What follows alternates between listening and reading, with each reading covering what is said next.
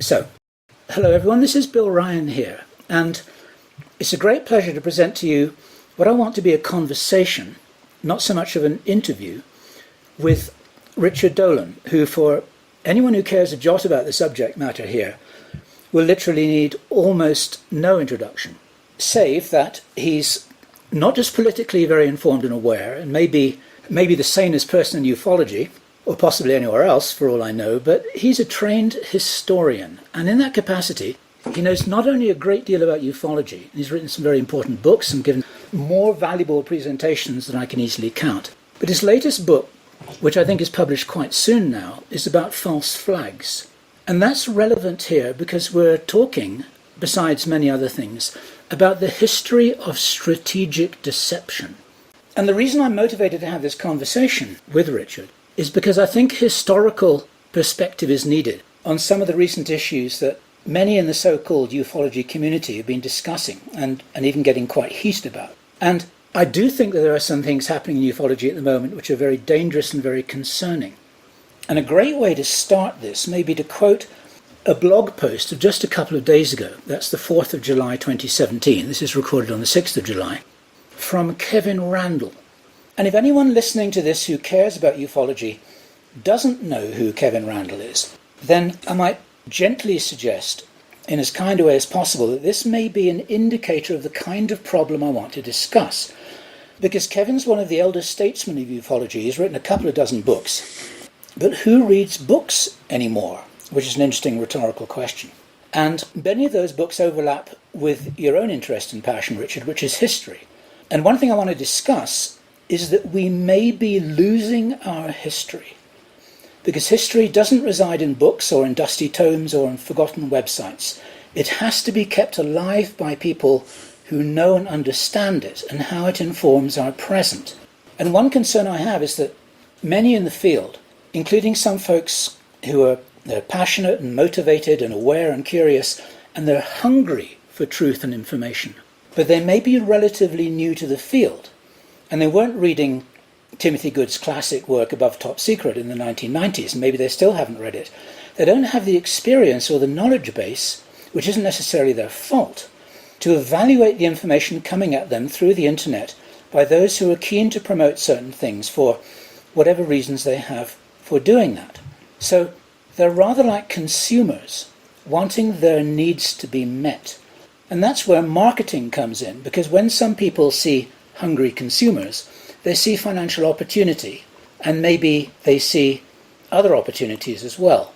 And here's what Kevin Randle wrote on his blog, which is kevinrandle.blogspot.com. This is the title of his blog. He starts off by saying, "Are some tales just too wild to believe?" Coorey Goode and Andrew Bishago. And he says, "When I interviewed Jan Harzan recently, I expressed my concern about the direction of MUFON and some of those invited to make presentations at the symposium." And this symposium is coming up, I think, in just a couple of weeks from now. And then he continues, "I thought that some of the speakers were less than credible, thinking specifically about," and so on and so forth. And then he goes on to quote some details. And I was very pleased to read that, because it's my belief that we need to have more statements from those people who have a grounding in history and are well equipped to evaluate what's happening from a historical context. And at this point, Richard, I want to pass this over to you, and you can talk for as long as you like about anything you like. Thank you, Bill. Thanks for the nice introduction. And I'm glad that you framed the issue the way that you did by referring to Kevin Randle's recent piece, which I agree with you is important. So you brought up a few interesting things to open up with. Before we get into the issues with the UFOs and ufology today, why don't we talk a little bit about the history of covert operations and false flags that has affected ufology and as well as the rest of our recent history. And I don't want to do a long discourse on this, but it is true. I am working on a book on the history of false flags.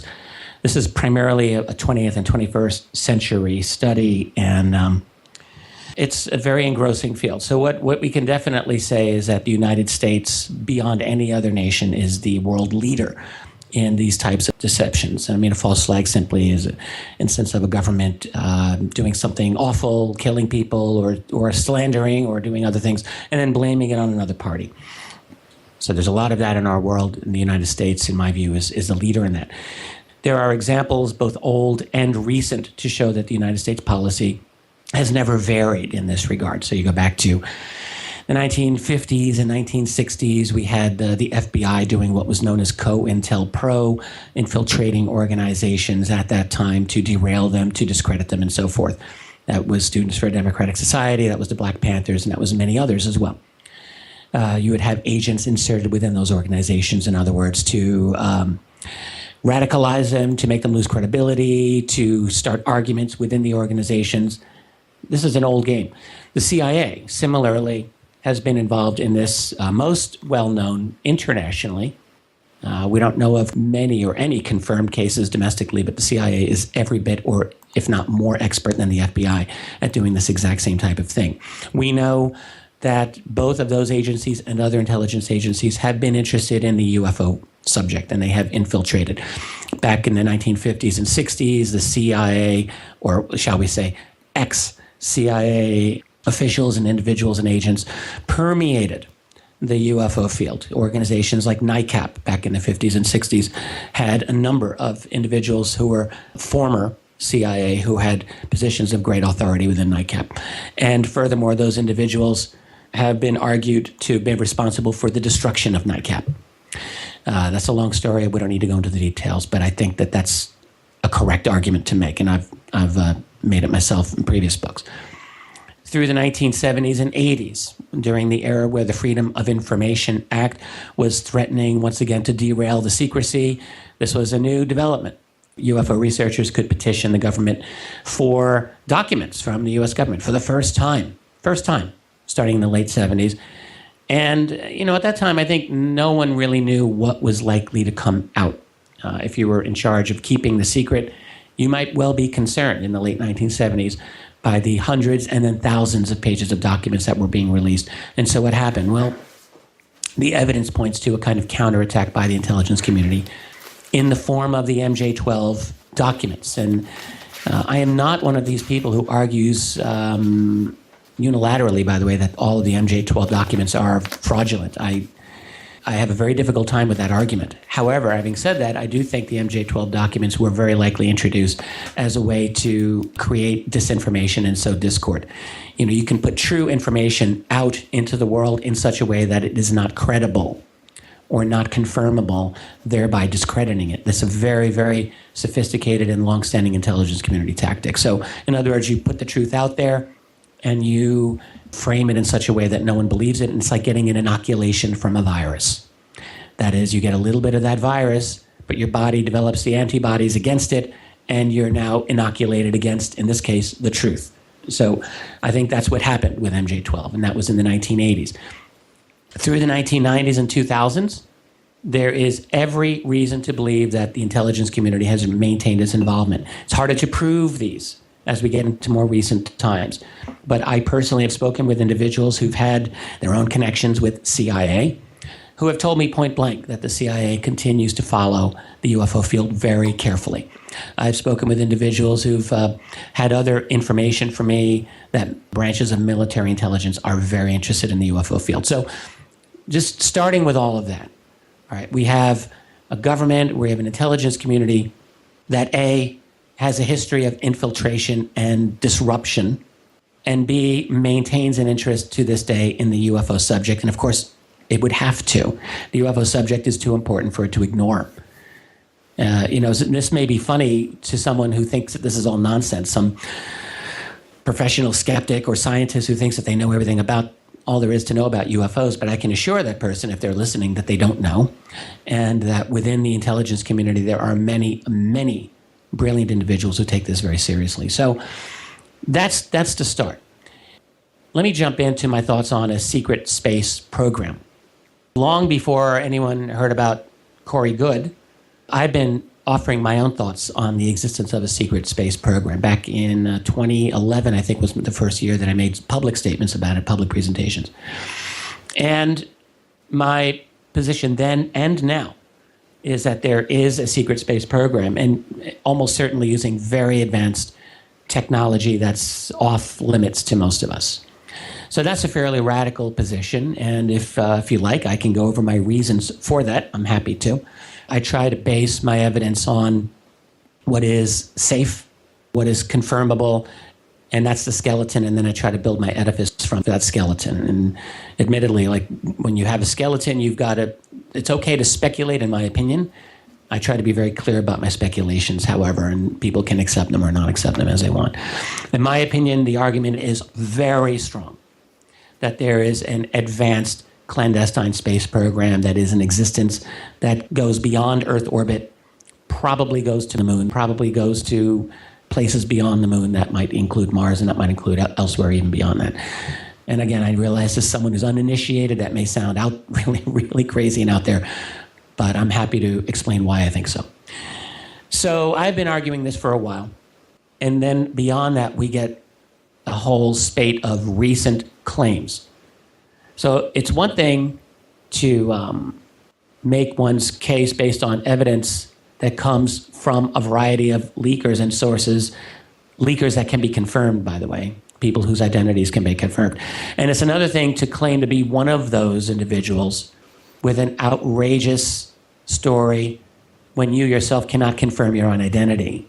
And what's obvious is that the field of ufology has been hit with a number of these individuals, and I use the word hit very deliberately here, who are making claims that are not only impossible, if not nearly impossible to confirm. They haven't yet been confirmed, but their own identities are not confirmable. And if you want to qualify as a whistleblower, this is a phrase that's been very, very overused in our field. If someone wants to qualify as a whistleblower, it seems to me that the first thing about them is that they themselves must have a background that is confirmable. We have to know who they are.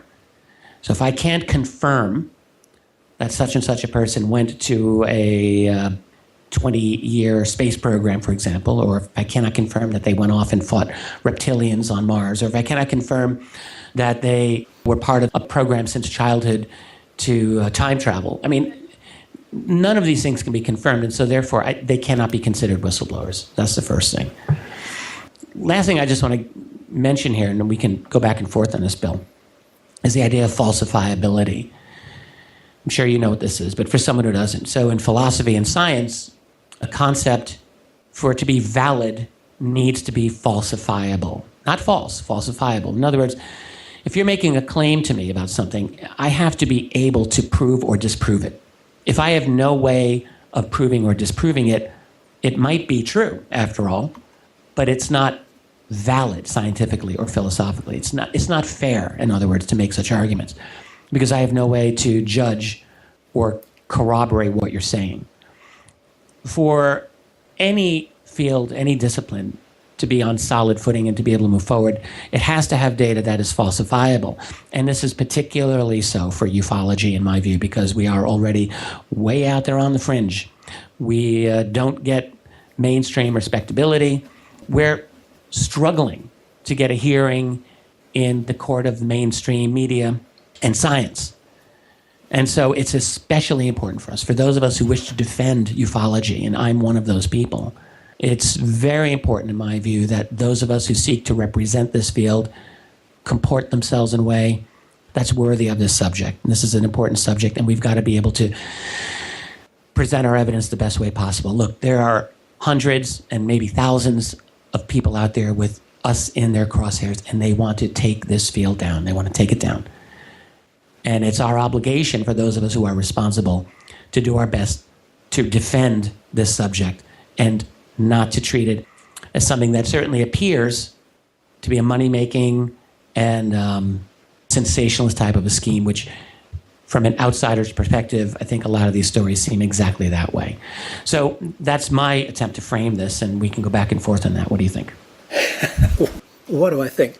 Okay. One thing which I immediately wanted to pick up on was the really important point that you made just at the very end there, when you were talking about, in some way, impossible though it may be, to try and keep the field respectable from the point of view of the people who are pressing their nose against the glass, wondering what all these crazy people are talking about. And I'm as sure as I can be that one of the strategies of those who want to disrupt the field is to inject so much evident craziness into the field that any smart people, sane people, intelligent people, curious people, educated people who are genuinely curious, because one thing we can all agree on is that more and more people are starting to get curious about the untold truths in the world, is that they just walk away and go somewhere else because these people are clearly nuts. And an interesting example of this was just the other day when Robert David Steele, for goodness sake, went and talked to Alex Jones about child slave colonies on Mars. I did not hear this, so I'm very interested. So this is Robert David Steele, a CIA whistleblower, go figure, who suddenly has picked up a lot of this information that is coming from some of these whistleblowers in inverted commas, and talked to Alex Jones, this is just a few days ago, literally, about child slave colonies on Mars, with Alex Jones listening attentively. Seriously. Seriously. You know, for years, Alex Jones has used the phrase that I introduced, breakaway civilization, for years. He's never had me on a show, and he brings this guy on. That's almost funny to me. It's more than funny. Yeah, it's really tragically, it's sad. And you see, we have to ask the question whether things like this might be being choreographed in some very clever way. And those people who have an agenda to disrupt this field, we must make no mistake about how clever and how experienced they are. They know all about how to do this. Because what happened after this is that NASA, I mean, this is extraordinary. The strategy that most of the government complex has about dealing with Alex Jones is to either ridicule him or ignore him. But what NASA did was they put out a statement denying this, which is extraordinary. And then what that does is that then hits the mainstream news saying NASA have denied this ridiculous claim that's been made on the Alex Jones show, and we all know who Alex Jones is, by this so-called CIA whistleblower, and aren't these people all insane? And right, so it only works to discredit the rest of us. It only works to discredit the rest of us.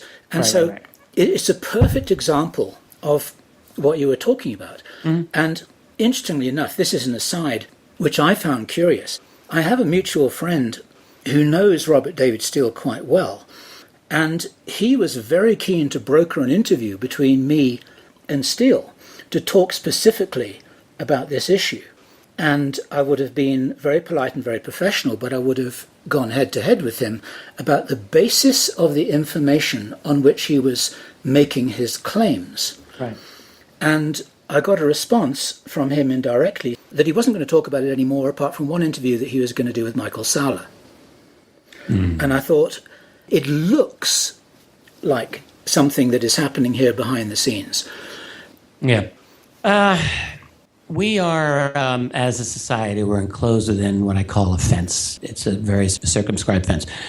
With technology that we're allowed to have access to, with cosmology that we are allowed to have access to. And beyond that fence is a reality that is advanced and that is vastly beyond what we have. And so there are a lot of things are possible beyond that fence, as I see it. So among those things, all kinds of infrastructures are possible, in my opinion. That could be colonies on the moon and Mars. I do not rule that out at all. In fact, we have a long history of whistleblowers, real whistleblowers. I think of people like Carl Wolf. I think of people like Donna Hare. Wolf over at the U.S. Air Force in the 1950s with a top-secret crypto clearance, assigned to the NSA to do equipment repair, and talked about what he saw there, including mosaic images, digital images, some of the earliest digital images of the moon, the backside of the moon, which showed artificial structures, and he's very upfront about that. Donna Hare, who was a technical illustrator back in the early 70s, working for the NASA contractor Philco Ford, similarly has had a lot of detailed information about this, and she was in a good position to know what she knew, and talking about how the Apollo program was encountering UFOs on a regular basis, that there were things going on the moon and so forth.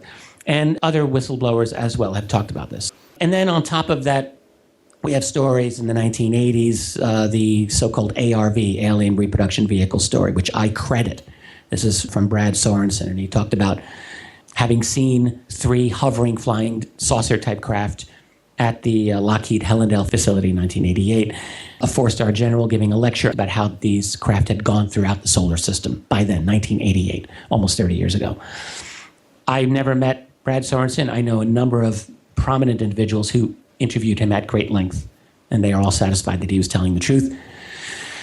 So there's a lot of reason to think that there's off-the-charts technology, and that could include bases on the moon and beyond. And maybe that could include an alternative 3 scenario. Maybe it could include child slavery, as Steele was talking about. I don't know, and I don't deny. I mean, I don't have enough information. As crazy as it sounds, I don't feel that we can rule such things out. Having said all of that, the main point is the one that you made earlier, which is if someone were in charge of protecting their secret space program from discovery, they would very probably find individuals who have zero credibility in the mainstream, and they would encourage them one way or another to tell their story. They would perhaps help those individuals get access to publicity within the field.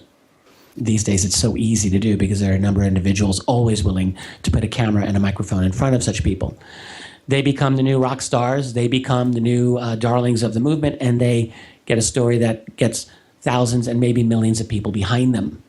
And the effectiveness of this is multifold. So one, it serves to discredit the actual secret space program in the mind of the general public. That's always helpful. Secondly, it will distract and derail certain researchers onto those paths of research, so they hit dead ends and they go off course from their genuine research. So it serves both of those 2 very important purposes. And if it's good for 5 years or 10 years, that's great. And then when they wear off, you just bring out more forms of disinformation. And these individuals, whether we're talking Coorey Goode or whether we're talking Andrew Basiago or whether we're talking William Tompkins for that matter, or any of these other people, Randy Kramer, some of these people I've met in person, others I have not. I'm not even denying that they're nice people. I met Andrew Basiago a number of years ago. He was actually a very decent person when I met him. But the real point is that it's entirely possible that there may be grains or kernels of truth in what some of these people are saying, or more, who knows. But from a research point of view, this is a truth that's almost useless to us because we can't use it from a research perspective. We can't use it to move forward in our public discourse because it's been tainted with ridiculousness. And again, I'm not making a claim here one way or the other about these people because I don't know any of them that well enough.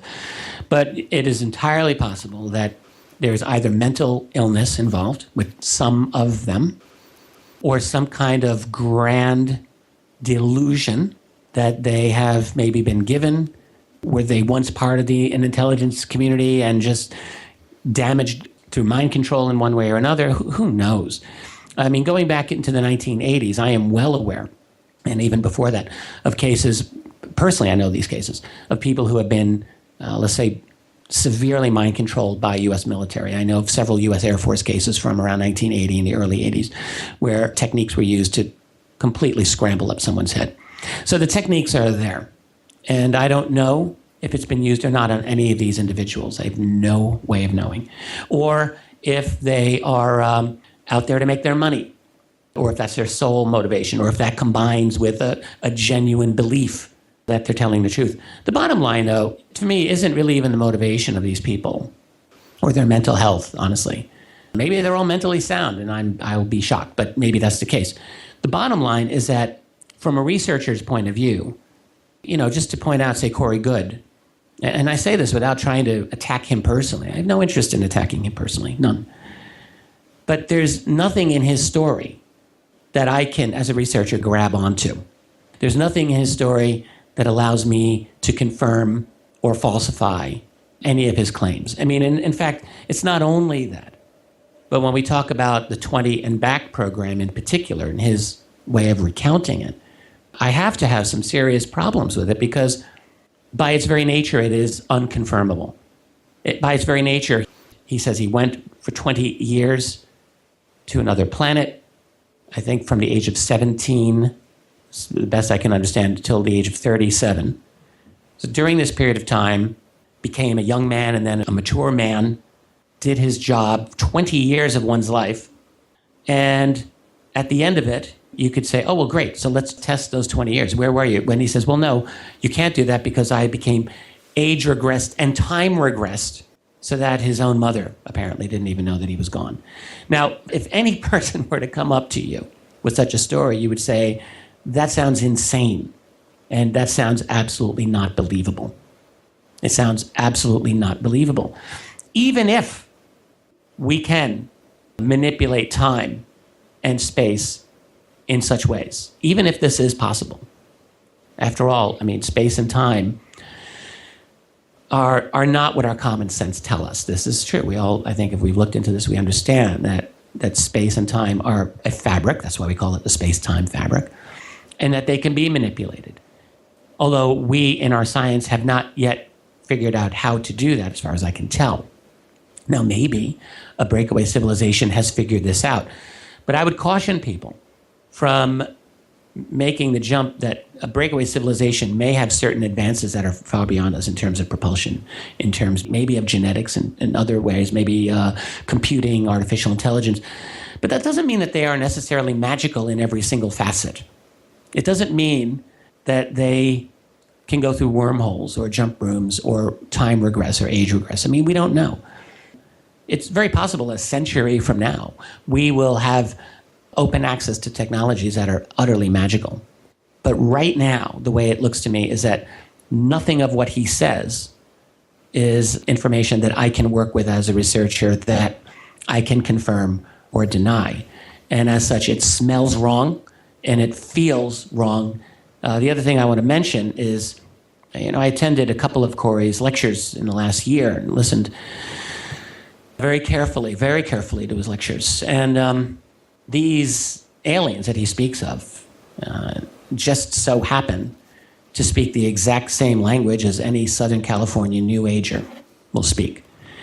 And I mention this because his message is tailor-made for that community, the consciousness, New Age, love and light community. And I'm not even trying to knock those individuals. I have a lot of friends who are very New Age, and certain elements of that belief system are fine for me. I don't have a problem with it, but it's very obvious to me that the message is tailor-made, marketed, really, for that audience.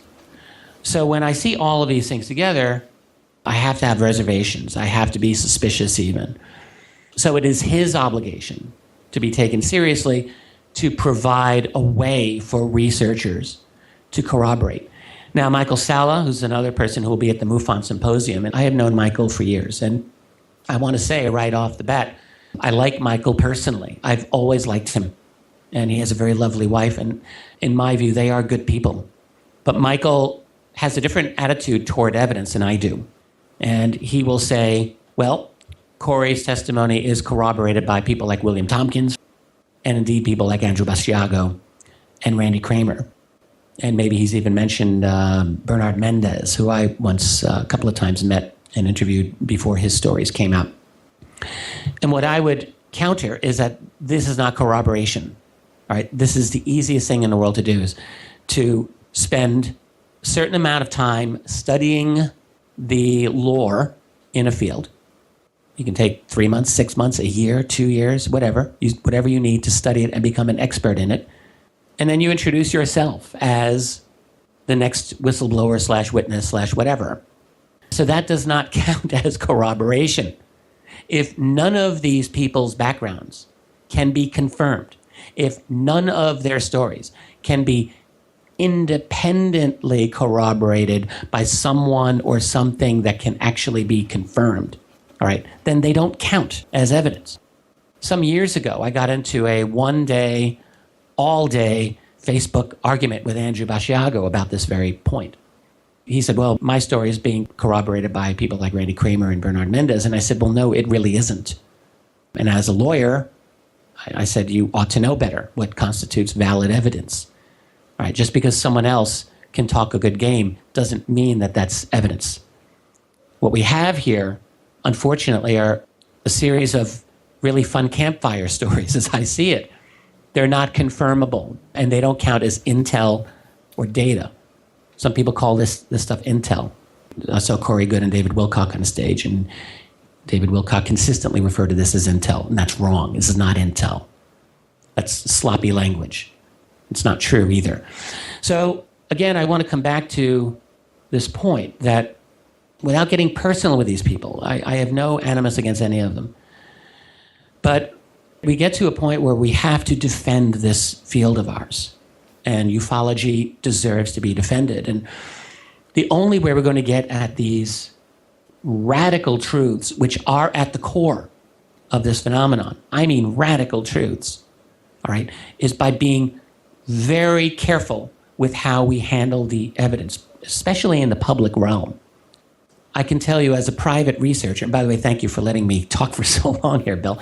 I can tell you as a private researcher, I have encountered a very wide array of claims that are, honestly, vastly beyond anything that has been discussed in this field in terms of the secret space program. And I can tell you point blank, let's say a decade ago or so, and even less, I've received information that was incredibly, on the face of it, utterly radical. Utterly, utterly radical. And I never went public on it. I could have. What I had in my possession would have been absolutely explosive. But I was never able to not only confirm, but even corroborate any of it. And so I've kept it, because the last thing that I want to do is blow up this field with more claims that cannot be substantiated and thereby contribute to derailing the rest of us. And I will never, ever knowingly do that. So believe me, I am very familiar with outlandish claims.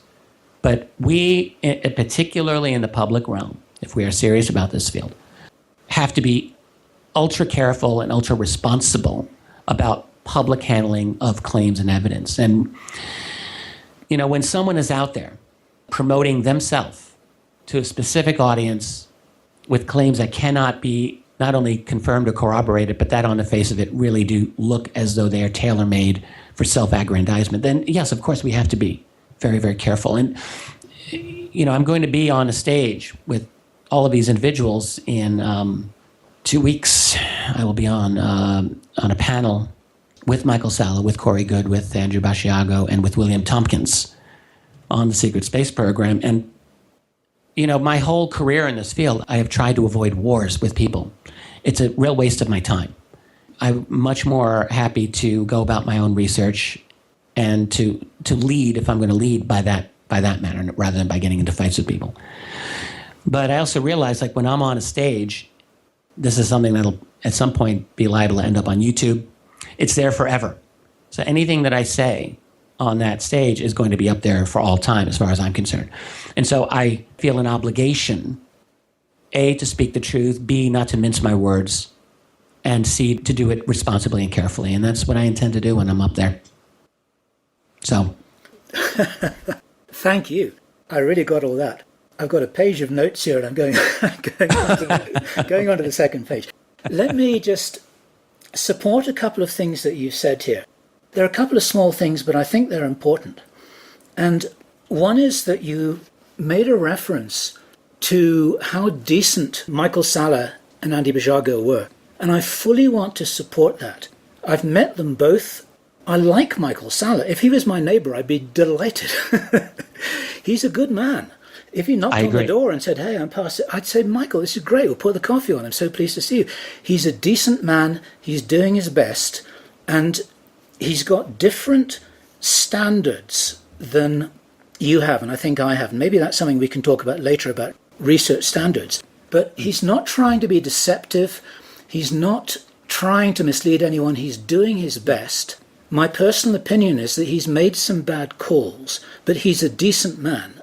And way back in the first half of 2015, I wrote to him on 2 separate occasions because I thought, okay, this guy's a researcher. He's interested in information. He's academically trained. And I wrote to him saying, Michael, nice to be in touch with you. I've got some information here that may help you to do due diligence on some of the information which I think you may be running with. Can I please share that with you? And here I was talking about some of the information which I knew personally about Coorey Goode and his history, how his story has changed, and so on and so forth. I think we may want to talk about that a little bit before we wrap up. I hope that we can. Okay, sure. But Michael Salla surprised me considerably. He said, Bill, it's good to hear from you. I hope that this conversation here is not going to be anything that will breach our friendship because I respect you and so on and so forth. And we wrote very courteous emails to each other, as we both properly should. But he said, I'm not interested in hearing what you have to offer because I am committed. That's what he said. Mm. And I thought, oh my God, this is now no longer a researcher. This is now somebody who has a belief system and is selectively collecting their evidence around them in order to support their belief system for whatever reasons they have personally. He didn't want to hear information which I had. There was just factual information. And that really surprised me. I think that's important. I want to just jump in and add, it is critically important. So when we're in a field where everything is polarized, whether it's ufology or whether it's American politics to this day or the politics of any country, everything's so polarized now. We want to not ever listen to the opposition. It's a fatal mistake when we do that. Right? It's a fatal mistake in American politics when the two opposite sides don't want to listen. And in ufology, those who believe in the reality of this phenomenon must always listen to what skeptics have to say about everything, because often those skeptics are exactly right. And even when they're not right, they may be partially right. And even when they're not partially right, by listening to what they have to say, you can strengthen your own case if that's so, and that's a good thing too. But often, if someone has a contrary bit of information, that will prevent you, the researcher, from looking like a fool in the future. The only thing that keeps us in terms of our reputation, in terms of our value for the future, is adhering to the truth, because ultimately the truth is going to win out. And it may take years, it may take decades, it may take a lifetime or more, but ultimately that truth will win out. And it's always in the interest of every researcher to remember that. And the truth is hard. The truth is a tough mistress, but it's the only sure way that we have. Bertrand Russell, one of the great skeptics, one of my great heroes, always said the difference between science and religion, scientific and religious thought, is that religious thought itself based on revealed wisdom, revealed knowledge that cannot be questioned, whereas science, as imperfect as it is, said Russell, has the advantage in that it will always be corrected, that all truths in science are provisional. They are not eternal. They are not for all time. They are provisional and therefore can be corrected. And if we are not maintaining that attitude, then we are maintaining what Russell called a kind of religious, dogmatic pursuit of the truth rather than a scientific pursuit of the truth. And I agree with Russell here that it's the scientific method that's the only way that we're ever going to advance. It's about that falsifiability thing again, isn't it? Yeah. And there's something that you said on your radio show a few weeks ago that I thought was, it was so neat that I actually wrote it down personally. It's like, look, you don't have to admit you're wrong. Just say, I've revised my opinion. Yeah, right, exactly. My God, I've revised my opinion so many times in my life. I'm sure I will continue to. Oh, my God. And just as you said, that's what good scientists should do. And I stress the word good scientists should revise their opinion in the light of new information. Otherwise, they're hooked into a belief system, they're hooked into being committed to a viewpoint, and then suddenly you're not doing research anymore. But there's something here I also want to say about Andy Bouchardon. And again, I'm not going to disparage the man, because I have exactly the same view about him as you do. He's a decent man. He's a nice guy. He means well. Something that not many people may know is that I was one of the very, very first people, certainly the first researcher in the ufology community, that Andy Bouchardon ever spoke to. This was in February 2007. And I had a 4-hour phone conversation with him that was unrecorded. I'd never spoken to him before. And it was so long, and it lasted so late, that at that time I was in Kerry Cassidy's apartment. She gave up and went to bed because she couldn't hear the conversation. And Andy told me at great length all about some of the stuff that many listening to this will already know about that he's talked about. He talked about Project Pegasus, right, his teleportation experiments when he was a child. Now his father was in this year. He named names, he named locations, he went into this in very great detail for 4 hours. And 4 hours is a long time for somebody to give a personal presentation. And I'd never heard any of this before, and I was fascinated by it. I want to interject and say that Andy he's not just very intelligent, he's brilliant at times. I mean, I've listened to him, and I marvel. I hope he hears me say this. Yeah. He's an exceptionally intelligent individual, in my view, from my perspective. I've listened to him enough times. Having said that, being brilliant is actually not sufficient evidence for someone on the scale of believability. That's actually, we have to keep that in mind. You can be brilliant, you can have many deep insights, but that doesn't make what you say true. So just want to put that out there.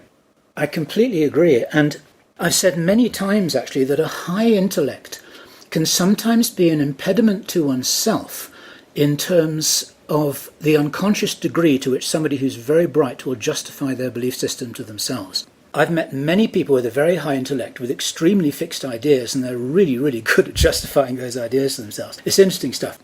But the point I wanted to make here wasn't to talk about Andy and his Project Pegasus story, but to say that at that point, in February 2007, in 4 hours of detailed conversation, when he was laying out his whole life to me, and I was listening carefully, he never mentioned Mars, ever, in that conversation. That came later, you see. Very interesting. That came later. And the first time I met Andy in person was when Kerry Cassidy and I were filming our pilot TV series. This is back in the middle. It was in July, I think, 2010. And Andy was going to be on the program, and we picked him up at the airport and we met him. I never met him in person before. And we did a bunch of filming and all this kind of stuff. And then I sat and had lunch with him, and I explained to him gently and carefully and kindly that there had to be the possibility that the reason why he was now talking about Mars and jump rooms and all that kind of stuff was A, to discredit his own prior story, because by any standards he was starting to look ridiculous, and also to discredit the other people who've been talking about the secret space program, just as you and I were talking about a little earlier. Right. And this was the interesting thing, because as you said, Andy's a very bright guy, and he listened politely and he listened carefully. And there was no antagonism in our conversation at all. He had the greatest difficulty understanding what I was trying to say. And I'm not that bad at explaining things to people. And he had real trouble. After about half an hour or 40 minutes, he finally grasped the idea that what I was trying to tell him was that in some way, unknown to him, he had been interfered with in order to discredit not only his own story, but the story of others. Right. And I will be the first to say that he absolutely believes everything he's saying. He's not being willfully deceptive. And in the context of that TV show that we were filming, later on this afternoon, it's a great shame that this never made it into the program because, I mean, the whole thing was hilarious. What the producers had done was they got hold of a body language expert, Dr. Lillian Glass, Glass. Okay. She's a lovely woman, very smart. She's a real expert. And her whole profession is about helping law enforcement evaluate whether witnesses are likely to be telling the truth and all this kind of stuff. She's good at what she did. And we introduced Andy Bajaga to her, and Andy told his story straight out. Yes. And Lillian listened very carefully. And this was all, I mean, it's like a 10-minute slot, and he told his story, and then he left the room, and all the cameras were rolling. And then Kerry and I came in, and Lillian's eyes, bless her, they were popping out of her head, because she'd never heard of a secret space program or anything like this. I mean, this was all nonsensical talk as far as she was concerned. She just said, well, I don't understand any of this, but I can tell you that he believes everything he's saying. Right. And it's a shame he didn't make it into the program. And so that's not exactly the same as a polygraph, but actually it's the next best thing. And she said... I agree. You know, and I think this is an assessment most of us who have met him will agree with that. Yeah. That he's not being deceptive intentionally in any way. Yeah. I mean, this is a huge rabbit hole that I don't know if you've got time to go down, but this whole mind control thing, I mean, this is a glib word that everyone throws around, but it's something that you did mention earlier. The advantage of that as a weapon in this kind of quiet war that's going on here is that somebody who, for whatever reason, has been influenced or controlled or whatever to absolutely believe what they're saying, they are the very best false witness that one could wish for. You see, Yes. they're an ideal asset from the point of view of anyone who wants to place that asset into the community. In the words, I think, that you used in a presentation that you gave a little while back, to lay waste to it. That these are exactly the kind of assets that you want. Yeah, all of your points about that, I think, are very well taken. I agree with you. And I don't know if we're ever going to get to a point within our lifetime to confirm, are these people mentally managed to say what they are saying, to lay waste to the field. We can suspect it, we can wonder, we can speculate, but I'm not going to know, and I don't think you're going to know, unless we get access to some secret cache of information. We're just not going to know the answer to this. So my approach is, I think this is yours too, understand that this type of thing goes on and has gone on, that is intentional disinformation. Mind control, we haven't really gone into that in this episode, but anyone who has looked into it knows that the history of mind control is deep and dark and terrifying, actually. There's a lot of it that's been going on for generations. It is entirely possible to get inside someone's head and make them believe certain things. If you doubt this, just look into the mainstream research of someone named Elizabeth Loftus, for goodness sake, and that'll get you started. There's no issues here in terms of managing someone's mind. I don't know if that's happened to any of these people. There's a lot of possibilities here, and we may never know the truth. But what we can know is that when a story cannot be confirmed by any independent examination, then we have to be careful. Now, there's another thing about this. Take someone like William L. Tompkins, for that matter, which we haven't really gotten into him. I will just mention that I had the opportunity some years ago to be the publisher of William Tompkins' book. I can say this now. Robert Wood approached me, and I'm very good friends with Dr. Bob Wood. Bob's in his 80s. He approached me a couple of years ago because I had published his book a couple of years ago.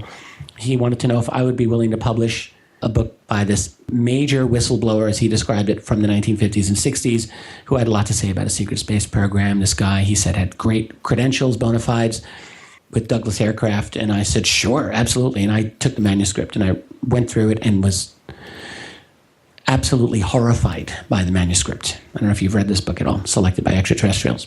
I tried to read it. I got to about 100 pages in and I couldn't read any more. I thought, it's a terrible book.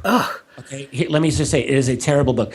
Now, the thing about it, and I can tell you all the reasons why it's terrible, but Tompkins, like Andy, and like some of the other people, can give a very detailed interview, and did one. I think he gave like a 4-hour plus interview with Linda Moulton Howe. He can get into the technical specifications, and he can talk about the details of the program that he says he was knowledgeable of and involved in. So these people can tell detailed stories, and Michael Salla has used Tompkins' story in great detail, and he's using it to corroborate Coorey Goode. And I mean, there's a certain power to a detailed story told by an intelligent person, right? I mean, that's a powerful way to get a story across. Someone with a good intelligence and a lot of detail is going to be persuasive to many, many, many individuals. The key is we have to be careful in understanding what constitutes evidence. I just add, in the case of Tompkins' book, it was a terribly written book. I mean, just beyond bad. And I've seen a lot of bad manuscripts. I mean, I am a publisher. People send me their manuscripts all the time. Most are not well written. Most people just aren't very good writers. So that's fine. And if you're trying to just understand how to get to the truth, you can look past bad writing and incompetent organization and the rest.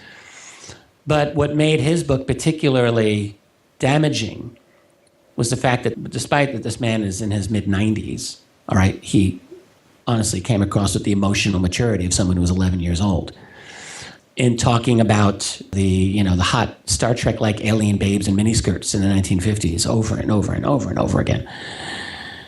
Some of this may just be cultural baggage from his generation. I get that, okay? nonetheless, the personality that comes through in this book is not a dignified personality. It's easy to laugh at. So as I was reading it, I just thought, this could be completely true. I mean, maybe, but I mean, in theory, it could be completely true. But it is presented in such a way that without being completely rewritten word for word, it's a book that required a complete, total rewrite. I said, there's no way that this book will be released by my publishing company. I don't care how much money it makes. I don't want that money. And I sent it back to Bob. I said, you do what you want with it, but I'm not publishing this book. It makes very good money. I mean, that book sells very well. I look at its rankings periodically on Amazon, and I think, gee, I could have been making some of that money, but I'm very glad that I'm not. I don't want that money. So the point is that some of this information, I mean, a guy like Tompkins, a guy like Andy, even a guy like Coorey Goode, they're able to talk in some detail about elements of their program. And to someone who is a new person to the field, who doesn't know their history, these people can sound very impressive. But the thing is, we have to come back and ask ourselves the hard question that any investigator would ask. Is it possible to confirm or corroborate any of this with legitimate corroboration? And the answer, as I see it, so far has been no. Now, Michael Sala's latest book, which is about Tompkins, and I have a copy of it, and I'm reading it, is an attempt to do, I think it's an attempt to do what I've just said, to sort of put the story together with the best evidence. And I will say this on Michael's behalf. He has done a good amount of research to try to build a case. My complaint is that a lot of that research seems to be based on uncorroborated testimony from interviews given by other people. Not all of it, but a good portion of it. So I don't know how strong a case ultimately he's going to make. I suspect that I'm going to have problems with it when I'm done with the book. So ultimately, if we're dealing with historical figures who are no longer alive and they're gone and we have access to some information, we can try to make a determination. Are they working for the CIA or not, or whatever? As it is right now for these people, I'm not interested in speculating along those lines because they might be and they might not be. But to me, that's less important than the immediate story, them telling stories that are, from a researcher's point of view, pretty much useless. I don't know what to do with most of these people's stories. There's nothing for me to delve in. There's no names. Whether it's Andy or Coorey or, for all I know, Randy Kramer, what are the names of some of their colleagues? What are some of the details of what it was actually like really like, to live in their program? What was it like to spend 20 years of your life? It's not going to work for me for you to say, well, I only had this one little job and that's all I was, everything was compartmented. I'm not buying it, all right? To live 20 years of your life from age 17 to 37 and not give the world a feel of what that was really like. I'm sorry, but if you want to persuade the rest of the world to get on board with your story, you need to do a little bit more than that. Now, maybe after he hears me say this, he'll come out and do that. I don't know. I think it's noteworthy for us to chat about the evolution as you see it, because you guys over at Avalon have been doing some work on this, the evolution of Coorey Goode's story.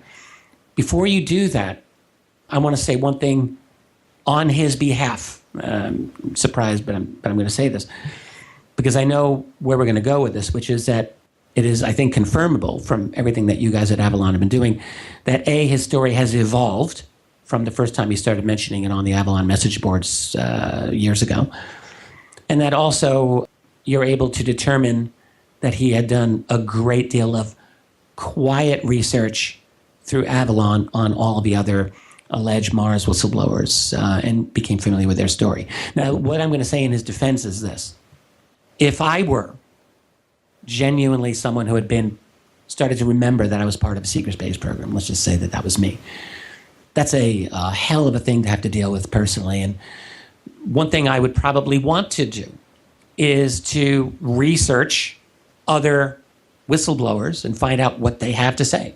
So in that sense, it wouldn't be necessarily a sign of deception, right, that someone is attempting to learn about other whistleblower stories, although it could be.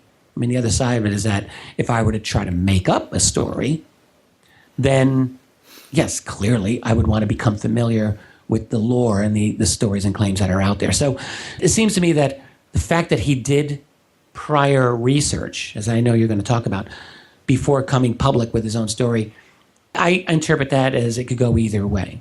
I mean, in theory. In practice, it looks more like one thing than another. It looks more like this is intentional creation of a story and intentional deception. But I leave open the possibility that it doesn't have to be. Okay? So with that, I'm going to hand you the talking stick. Okay, so let me just say a couple of points about that, because you're quite right, it can go either way. For example, one could refer to the fact that someone's told a certain story before and say, well, look, this is evidence of plagiarism. And you could also say, well, someone's told the story before, so it's corroboration. But one has to take these data points into account. And one, for example, is that somebody whose name has changed quite a number of times over history, but who now calls themselves Ashayana Dean, was writing about blue avians back in the late 1990s. Oh, right. I'm glad you're getting into this. So yeah, keep going. Yeah. Now, somebody could cite that as evidence against the thesis, which I and others have sometimes said, look, in all the history of abductees and contactees and channel messages, no one has ever really talked about blue avians before. This is something that's right out of left field, totally new and unlikely to be true because it's not matched by anything that's ever been reported before, etc., etc. But this has been written about before. I do not know whether Coorey was looking into Ashayana Dean's books, which he wrote back in the late 1990s. Mm-hmm. Something very similar, and it's a big thing because the blue avians are like a central plank of this story. Another central plank of this story is what he has called the 20 and Back program. But that first was published by Stephanie Relf, who is the wife of Michael Relf, who is in the Navy.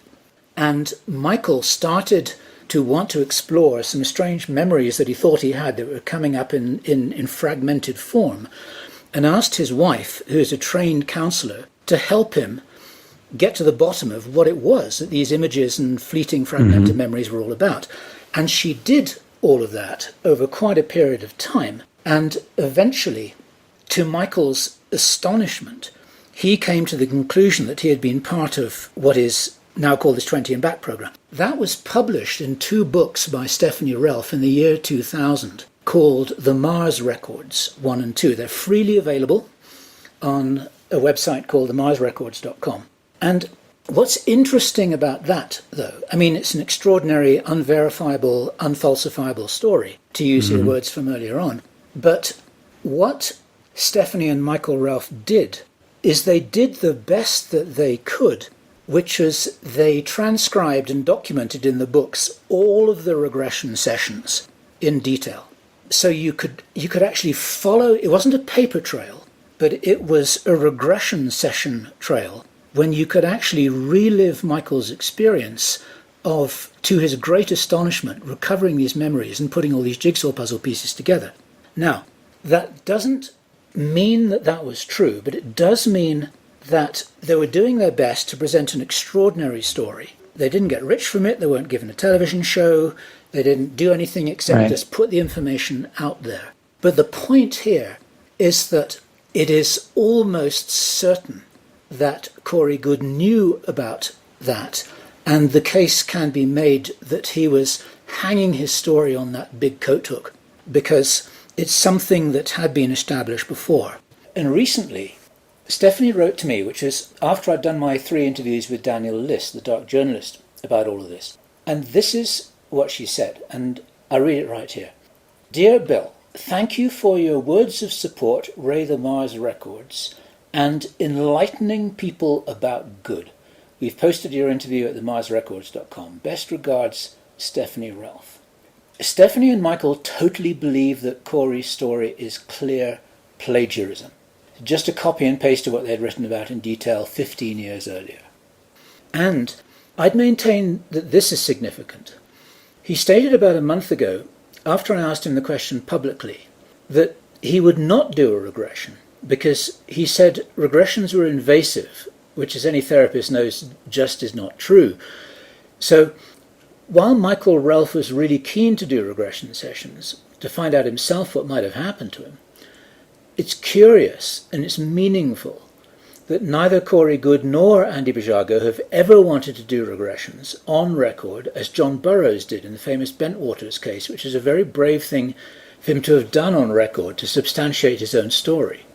And exactly the same thing with Andy Bjago.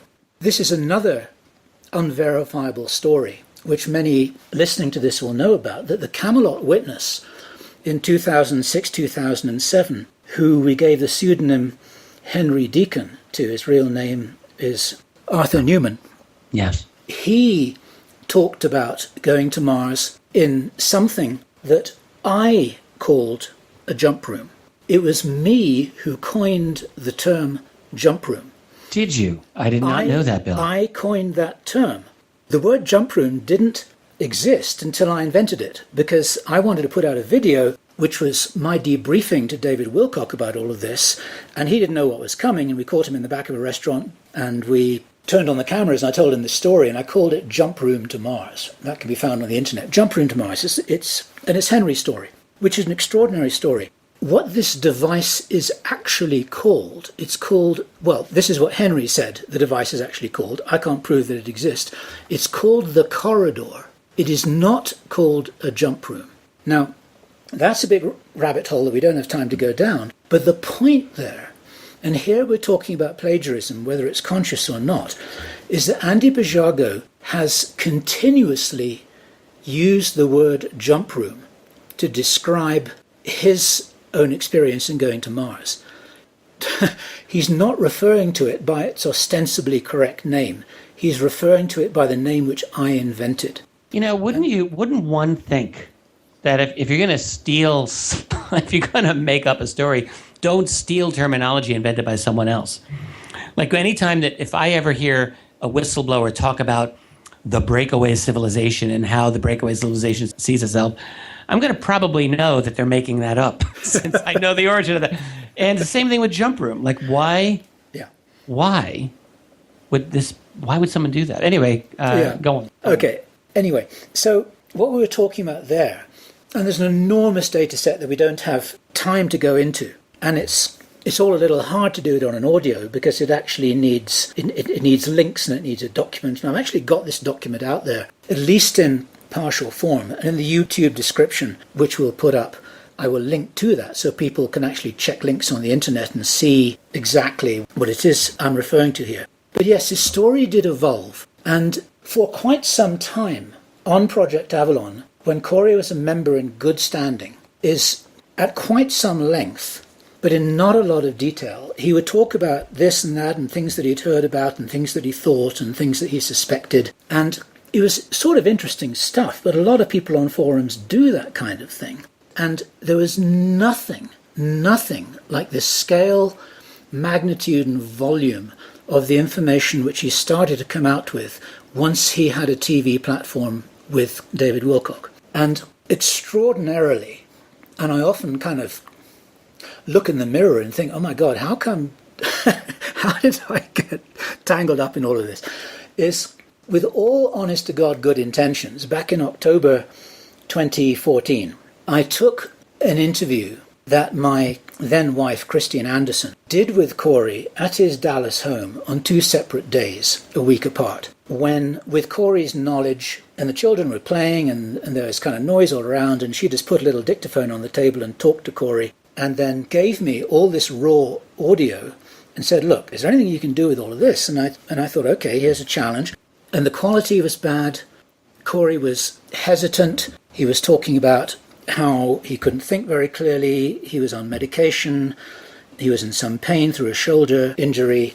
And he talked very hesitatingly. Is it fair to guess that he gave a very, very tiny fraction of what he's later talked about? It was a tiny, tiny fraction of it. It was interesting enough for me to cut it into an audio. I spent a lot of time on it because it needed. So what was the core? What was the tiny fraction that he was giving you in that interview? Well, that he went to Mars? a lot of us would be interested to know, like, where was he when he first started this? How did this story evolve? Does it appear that it evolved in a way that just kind of grew and grew and grew and grew so that it became then just not believable? Is there a believable core, I guess I'm asking you? He talked about the fact that he felt he was part of some classified program and he was trying to remember it. He did not talk about the 20 and back thing at all. And Christine never actually asked him, well, hang on a minute, how do you shoehorn this into your life? Because there's no room. I mean, this became crystal clear later, that there's no room in his resume for any of this to fit in there. Right. Because it takes years and years to do this kind of stuff. And you see gaps in some, et cetera, it's all obvious. He talked about being a delegate to something which was the equivalent of a kind of United Nations style grand meeting between different ET races, with the human race being a kind of low-level add-on to all of this, junior delegates in this whole thing. And Coorey and two other people were there as chosen ambassadors to represent all of humanity because they had the intuitive, empathic ability to understand what these strange ETs were trying to say and communicate. That kind of thing. Has he maintained that statement? I don't remember that. I believe he has. He has, okay. What he didn't talk about the Blue Avians at all, at any stage.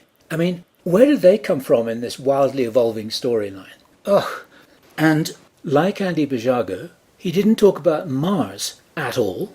There have been other extraordinary things that he's talked about since, almost as if, and I absolutely have to say this, almost as if he had to keep on coming up with content. The very first UFO conference I ever attended, I think this is the first time I met you, which is back in Laughlin, Nevada, in February, March 2006. Yeah. I was taken aside by a kindly elder statesman of the UFO community. I've forgotten his name. He was a kind man. He took me aside. Actually, it might have been Ted Rogers. That name is coming to me now. And he said, look, I've got to tell you about UFO disease. And I said, what is UFO disease? He said, UFO disease is what happens when people suddenly find themselves in the limelight, suddenly find themselves the center of attention, with everyone wanting interviews and everyone wanting them to tell their story, and they keep on asking and they keep on asking, and you've got to keep on coming up with new material, otherwise you're famous for only 15 minutes. He said, beware of that. And those were wise words that I've never forgotten. Yeah. Good advice. Yeah, no kidding. And just in the context of that, I mean, I know quite a lot of stuff, and I've had some strange experiences myself, but I couldn't fill up a year's worth of TV episodes, no matter how much you paid me, without inventing. It's like, I just don't have that amount of stuff to tell. I just don't. And just to kind of share that joke, I suspect that you might not either. No, I don't. But, I mean, I'm happy to talk about all kinds of things, and but to continually come up with new stories. See, I have it easy. I can come up with fresh analyses and to re-investigate other cases. That's limitless. I don't need to come up with stuff that I am personally digging out and I'm ferreting out, and it's all about me.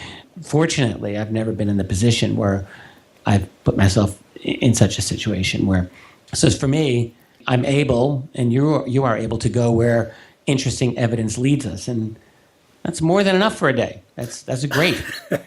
But so anyway, what happened, and at this point I'm really going to have to condense it, is that after Coorey left the Avalon Forum, because lots of things blew up quite quickly, quite soon after that interview was published, he went to David Wilcock because it seemed that he was passionate about finding somebody who could believe his story and champion his story. And as best I understand, it was David who then introduced him to Guy TV and said, look, we've got something marketable here. This is how we can get this message out to a whole bunch of people. Forget about forums and blogs. We're going to put you on television. That's my paraphrase, and that's what my understanding is of what happened. And what I also think happened, and other people have said that they share this view, is that then David coached him and fed him and presented him with information and encouraged him and sort of led him almost like a lawyer in court, leading a witness,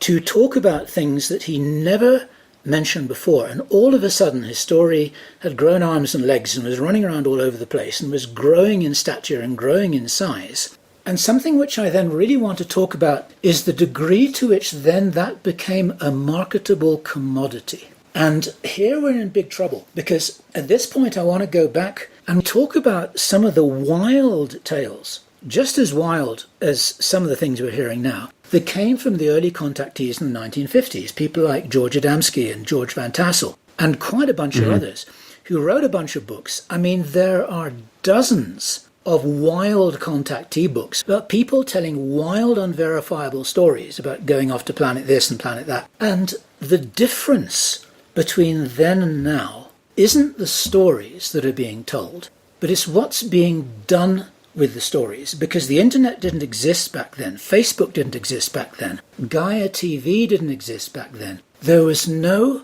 agenda, no commercial financial interest that sought to pick these people up and turn them into celebrities with some kind of a reason for doing so that may or may not have been stated. And now we're in a different era. And my personal view is that this is dangerous, because we've got corporate financial interests which are invested in these fields of ufology and even arguably the field of spirituality, God help us all, so to speak, which is now marketing things to an audience. And this now loops back to what I said in my introduction, that we've got young people who are hungry for information, hungry for something to believe in, hungry for something to hang on to in a confusing world. And they're having their needs met by people who have a corporate financial interest in doing so. And maybe there's another interest behind that too. And this is dangerous, because we've never been in this place before. Well, when you mentioned the contactee, I have shelves of contactee books from the 50s and 60s. I have a lot of them. I just picked one at random off the shelf by Howard Menger. He was one of them.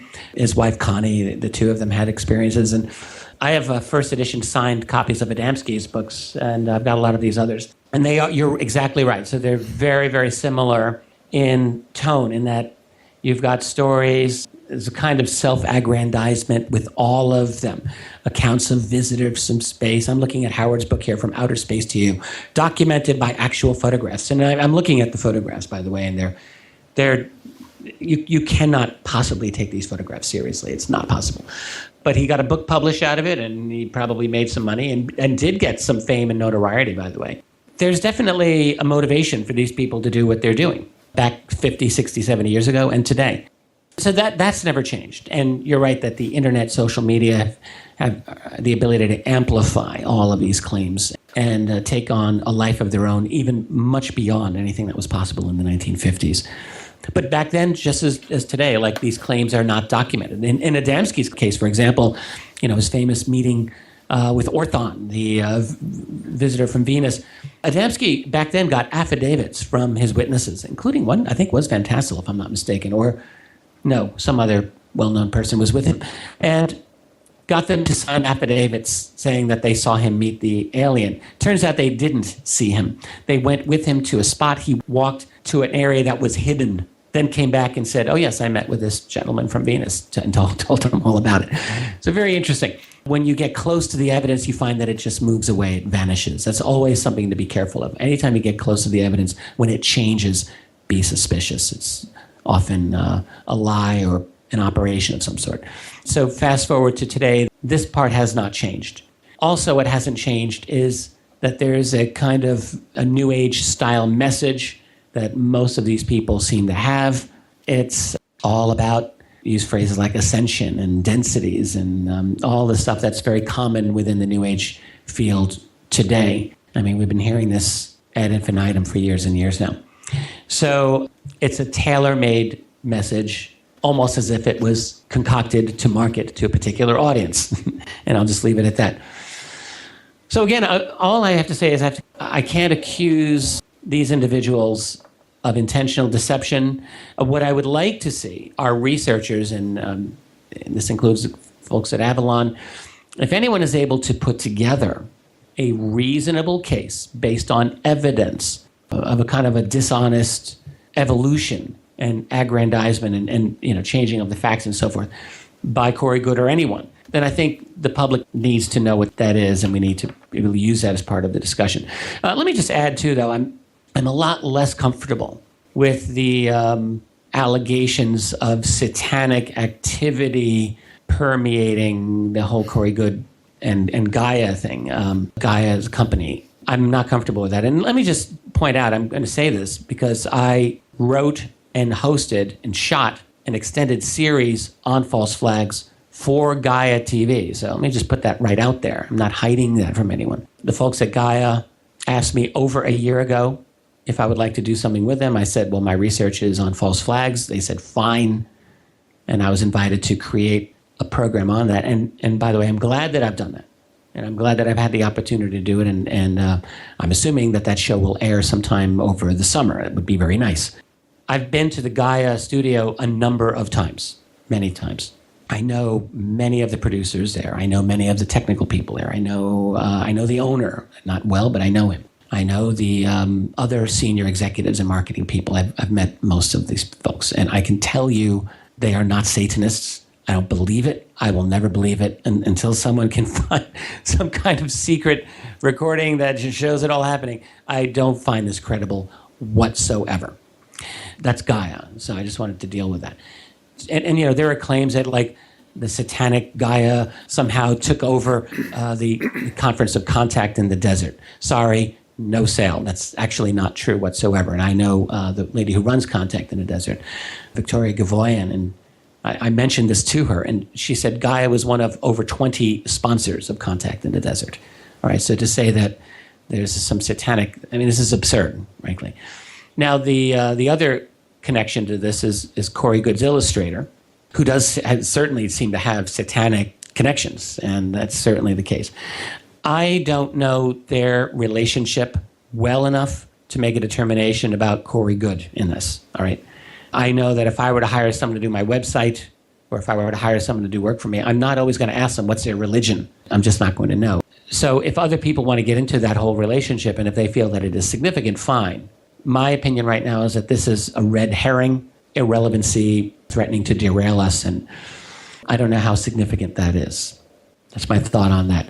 The last thing I'll just say here before you jump in is I'm trying at all times, all right, to keep my critique to the subject itself, not to the people. I don't care, honestly, about these people. I don't wish them well or ill. I don't care about them. They can live their life. They're not the subject of my interest. The subject of my interest is this subject of ours, and in defending it as it needs to be defended so that we can actually move ahead with proper investigations and get to the truth. Okay, thank you. I got all that, absolutely. And I don't have any fundamental disagreement with you about any of that at all. Just to loop back slightly to what I was talking about before, which has got to do with various platforms meeting a need for their consumers, let me say. And I'm using that word consumer advisedly because this is the way in which marketing people think. And that also gives me the opportunity to loop back to what we started with again, which is what Kevin Randall stated in his blog piece a couple of days ago about MUFON. And there's something here to do with vetting, that what Gaia TV and MUFON and many other major conferences have in common is that they are the kingmakers in the sense that they have the power to put people on stage and promote them, or not, as the case may be. And there's an awful lot that they can do to influence the interest of their audience. And what marketing people do, whether they're selling stories told by ostensible whistleblowers or whether they're selling soap powder, is they're creating a need and then filling it. And that's how marketing works. Anyone in the corporate world will affirm that this is one of the axioms of all corporate activity. I'd really like to ask you to comment on MUFON's responsibility in showcasing certain stories, because MUFON is held in respect by many people. And Gaia TV is kind of held in respect by a lot of people who say, well, look, it's on television, so it must be true. All right, so I'll say two things to say about this, MUFON and Gaia. So in case of Gaia, they're a company. They're out to make money. If someone doesn't recognize that, then I don't know what to say to them. They're a commercial entity. They have their market, started with yoga, moved into New Age, it's moved on to other things. And in my view, Gaia is entirely entitled to do what they want to do with their business model. You can subscribe to them or not. That's what a free market is about. And that's life. So if someone can critique them, have at it. Things there that can be critiqued, and there's things that you may agree with. So that's fine. That's their model. And personally, I have nothing to say against that. MUFON, I think, is a different thing altogether. So MUFON has overtly been for now over 40, almost 50 years. In fact, it is 50 years old this year, 1967, I believe. It is an explicitly research and investigative-driven organization. Now, they have to make their money, just like any organization does, and I understand that. But yes, we want to see standards at an organization like MUFON. We don't want to see MUFON pandering, as it were, right, to the latest trends that are out there. I spoke to Jan Harzan about this, and I've known Jan for a number of years, and his answer to me, because I did question this, and I said, you've got people on there that are very questionable in their credibility, to say the least. And his answer was, we're trying to give everyone a forum and just let the truth come out. And if they're debunked, then they're debunked. And if they're supported, then they're supported. And I thought, okay. And then he asked me if I wanted to pull myself from the panel. And I said, no, don't pull me from the panel. I'm going to be on that. So I can't really speak for MUFON. You can interview Jan yourself and ask him, and other people should interview Jan. Kevin talked to Jan about this, and I think that's absolutely fair. I'm inclined to agree with Kevin on this, very much so, that we should expect standards from MUFON. And I honestly, I was very surprised by the fact that they went there. And I'm in a difficult position here because I want to have a good relationship with Jan Harzan. I don't need anything out of MUFON. I was unofficially banned by MUFON for 6 years, for God's sake. Back in 2011, I spoke on the MUFON stage about their desperate need to reform. This was a huge issue in 2011 at the time. I had been a regular speaker for MUFON for years before that. And after I spoke out, the then director of MUFON, Clifford Clift, according to two separate witnesses who spoke to me, practically had a stroke listening to me and got so furious, he said that I would never speak at another MUFON symposium ever again. Two people heard that. And I didn't care. I didn't care then, I don't care now. If MUFON were to ban me for life after things I say, then fine, let them. It's fine, I don't really care. I say what I say, but at the same time, I feel that there is good work that MUFON can still do, and I want them to do it. I so want MUFON to be a good organization, because we need an organization like MUFON. We really do. We need, it's one thing for people to go into the depths of ufology and get into all the theories and the conspiracies. I get into that. I'm fascinated by that. But if we do not have an organization that is able to do genuine, detailed investigations of specific cases, then we're just spinning our wheels. We have nothing to grasp on to. We need an organization like MUFON. We need many organizations like MUFON. So I want to support them. I want them to do well. But I don't want them to engage in what seems to be sensationalism based on the need to improve their own bottom line. I understand the need for every organization to make its money.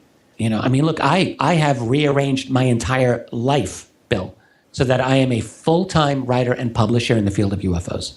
I look back, I'm amazed that I was able to do it. I can survive, barely, but I can survive as a publisher and as a person in this field.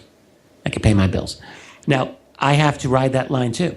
There are opportunities that will always come along for me to sell out, as it were, or me to just go sensationalistic and do clickbait or get paid for things that I feel are beneath me or beneath this field. And I'm aware of this, and I'm continually seeking to guard against it. And that's the best that we can do, and MUFON needs to do the same. They're an organization. We expect more out of them. And so when they're engaging in what appears to be sensationalist panels and speakers and so on, I'm not happy about that. I'm not happy about that. It's not that these people don't deserve their own audience. It's a free world, so I'm told. And if people want to pay money to Andy or Coorey or Bill Tompkins or Michael Salla for the things that they say, then fine, let them do it. At the same time, for those of us who are seriously engaged in this field and who take it seriously, we are also obligated, or at least allowed, to defend it as we need to. That's what freedom's about. Other people are allowed to have their word, and you and I are allowed to have our word, and we are allowed to express our opinions. My attitude is this. Look, I try to be careful with other people, but we're at a point where this is out there in the domain, and I am out there associated with it, if for no other reason than I'm going to be on a stage with these folks. And I know a lot of people have already been writing to me, talking to me. They have expectations that I'm going to lay it down and devastate these other individuals. And I just want to say, I'm not about devastating anyone, but I am about maintaining a standard when I am there and reminding attendees that these are important standards. Standards is exactly what this whole thing is about. Really eloquently stated. There's nothing that you could say there, that you did say there, that I would possibly disagree with. I think an important thing to add, it's exactly as we were agreeing with regard to Michael Salla and Andy Bajaga. Jan Harzan is a very decent man. Yeah. He means well, he's doing his best. He's got a hell of a job to do to try and pull all those MUFON threads together. My personal opinion, I would say to him in the most courteous possible way that I think he's making an error of judgment, and there's a certain responsibility which he has as the leader of MUFON that itself has a leadership function in this field when leadership really is needed. And if there's a leadership vacuum, then that vacuum is going to be filled by others who are going to use it for agendas that might not be about pure research. And that's one of my concerns here. So, yeah. I'm going to jump in. This is something that I'm sure people listening will be like, wow, okay, I want to quote this one. When Clifford Clift first became director of MUFON back, I think it was 2008, I'm wanting to say, I had a lunch with him, and he was very nice, and he said, look, I'd like to know your opinion on what are some of the things that MUFON needs to do. And I said, wow, I'm glad you asked me. I said, the first thing it should do is clean house. There's a lot of people in the upper leadership of MUFON who do not belong there. There's a lot of suspicious individuals who have connections with the U.S. intelligence, national security community. They should all go. They should all go yesterday. And I don't think Clifford was expecting me to say that, and he certainly didn't do anything about it. I would say the same thing today. So MUFON needs to clean house so desperately, it's not funny. There are good people in MUFON, and there are people who do not belong there. It's still an opaque organization in many, many ways. Who are these people who are running it? I'm not talking about Jan. I'm talking about a lot of other people near the top there. MUFON needs strong leadership. It needs an overhaul of personnel in many ways. I mean, if I were running that organization, I would have the list of all personnel in front of me. And I would go in like an HR consultant brought in to downsize. And that's what I would do. And then I would look into rehiring. Simple as that. And it's not been done. I don't think it will be done, unfortunately. I would want to start an organization that I can trust all the people in it that are actually doing what I want them to do. And I don't believe that this is the case. I sympathize with Jan's situation. I think he's doing the best that he can do or that he feels he can do. But I think MUFON needs strong medicine. That's all I'll say on that. Okay, thank you. That's a very powerful closing statement. I'm aware that you've got to go in literally a few moments. I do. This is starting to sound like a radio show now. I promise to anyone listening that it's not. Yeah, so thank you so much for this. It's possible, probable, that this story will roll and roll. I hope for not, I think forever. so. I'm sure that it will. And I think it'll be one of those things where people say, can you believe he said that and this and that? And particularly, I'm going to the MUFON event in 2 weeks, and it's not my intention to cause a big ruckus before I arrive there. But to be fair, the groundwork was laid for it by the individuals who are being brought in. And again, this is not a war that I'm having with them, but larger issues are at stake here, and the fact is they need to be discussed. Absolutely. So what this means is there'll probably be a little bit to talk about later. It'd be fun to continue this conversation. There's all kinds of avenues we haven't explored yet. But I really want to thank you for being so eloquent, practiced though you are. It's a delight to listen to you. It's been a delight to talk to you. Thanks, and Bill. thank you so much. I think a lot of people will be more than interested to hear everything which you've laid out here on this very big table. Well, thank you. I've enjoyed talking with you. And it's funny, I don't say these things without a little bit of trepidation. That's the truth. But honestly, we gave the blogosphere a hell of a lot to talk about. No kidding. Well, thanks for coming out on record about all this stuff, because I know from what people have been communicating to me that everyone has been saying, oh my God, why doesn't Richard say this and why doesn't Richard say that? He's been sitting on his hands and he's been keeping so quiet. And now you've come out and you've blown your own whistle. Okay, well, there we go. Oh, good. Okay. Very, very good. All right. Maybe we can do it again later, because I think that there will be some things to pick up later. But we can do a follow-up, yeah. I think so. I don't want this to roll on forever. I mean, I truly don't. I mean, it would be great if you and I said, you know what, we've got nothing to talk about anymore. It's all gone away. Absolutely. Absolutely. I'm really glad we did this. And yes, we'll stay in touch. If you want to do a follow-up interview in the next 2 weeks, let's talk about that. We'll see. Okay, great. Right. Thank you. Later, Bill. Okay, see bye. you later.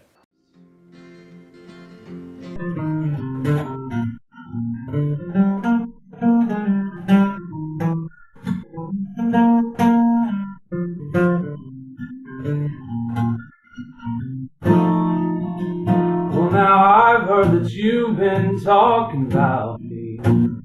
Really, I don't mind. I know you try to block my progress a lot of the time. Now the mean things you said don't make me feel bad.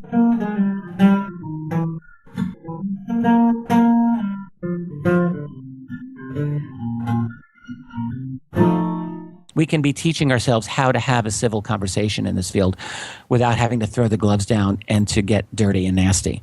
Yep. I really believe strongly in the idea of a civil discourse, a civil society.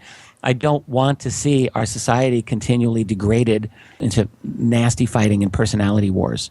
I think we should be better than that. I would like for us to model appropriate behavior.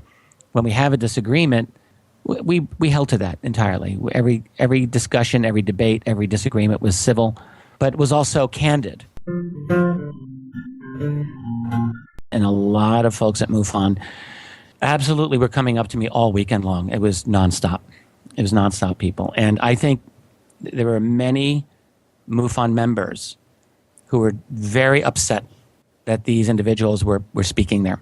I can tell you a large number of people were very glad that I was there. They said so specifically, and they were very upset that Coorey and Andy and William Tompkins were speaking there. People love to lie because it works. I mean, that's why they do it. And you know, when you're being lied to, most of the time you're not going to know that someone's lying to you. That is why it's effective. That's why people do it. Fads come and go. Ideas come and go, but only if they are strong ideas will they have any staying power. I don't know who the agents are. I might have suspicions, but I don't know. That's part of the reason that they would be agents, I suppose. I think it's more likely the case, though, that these memes and these trendy topics spread because certain people are really good at marketing them. And they know how to use social media to their benefit. Other people are really good at that. They're great at their messaging. And if you take the time to do it, you can definitely hit pay dirt. And they absolutely contribute to a kind of frenzy.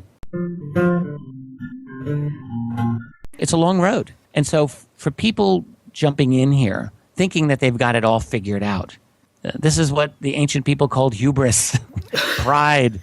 Don't walk in thinking you're going to get it all figured out right away. And the lesson here is chill out when you hear wild, extravagant claims. When you hear a story that seems too outrageous, or when it seems just outrageous to you, I really strongly suggest investigate it, check into it, find out what the other side has to say. Because it's only by getting to the truth that we become better people. You can't become a better person if you're lying to yourself all the time and you're living within falsehood. You only become a better person by learning truth about yourself and the world you live in, by critiquing yourself. And we can only do that by listening to people who disagree with us. There are people in this field who are all too happy to become gurus. And they're dangerous. And I'm not mentioning names. I don't really want to get into it, but they exist. Yep. And I think people who are familiar with this field know exactly who I'm talking about. There are such people. There's multiple individuals who set themselves up in this way. They're saying implicitly, I'm better than you. Trust me, I have access to information that you don't have access to. I'm special and you're not. And that is a distasteful thing to do to other people. What's really necessary now is for good researchers to be vocal and to do their part to help influence that culture in a positive way. Because I think unless we really engage in cultural change, we're going to be really handicapped in getting at this subject and breaking through a totally opaque, fascistic-leaning global governance system that's never voluntarily going to give up any information to us. We have to change the culture somehow. I think what I'm seeing in ufology is a major reaction against these alleged whistleblowers. And I was seeing it at the MUFON Symposium for sure. I've been seeing it in the blogosphere for sure. This is something that people have been holding back for several years. I mean, there's been a kind of quiet skepticism, but now it's not quiet anymore. When I go there and I encounter such people, I feel like I'm on a different planet. I mean, a completely different planet. I am continually astonished by the credulity and the willingness for people in the Southern California New Age community to believe almost literally any single thing that comes their way, as long as it accords with their general belief system. And that's a real problem because it's infested much of the UFO subject. Which is why all of these ET messages that the whistleblowers are, and this is really what Coorey's doing, sound exactly like they came out of a Conscious Life Expo conference. That's exactly how these aliens all sound. The New Age mentality has been very destructive. There may be other more destructive mentalities. I don't want to single it out. I mean, our complete self-absorbed, consumer-driven narcissism is probably worse than that. But still, the New Age mentality is a problem. Oh, my God. We went well, you allowed me to go everywhere. And, well, I hope that will be interesting to people.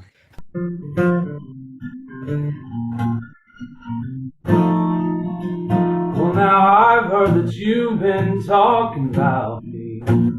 Really, I don't mind.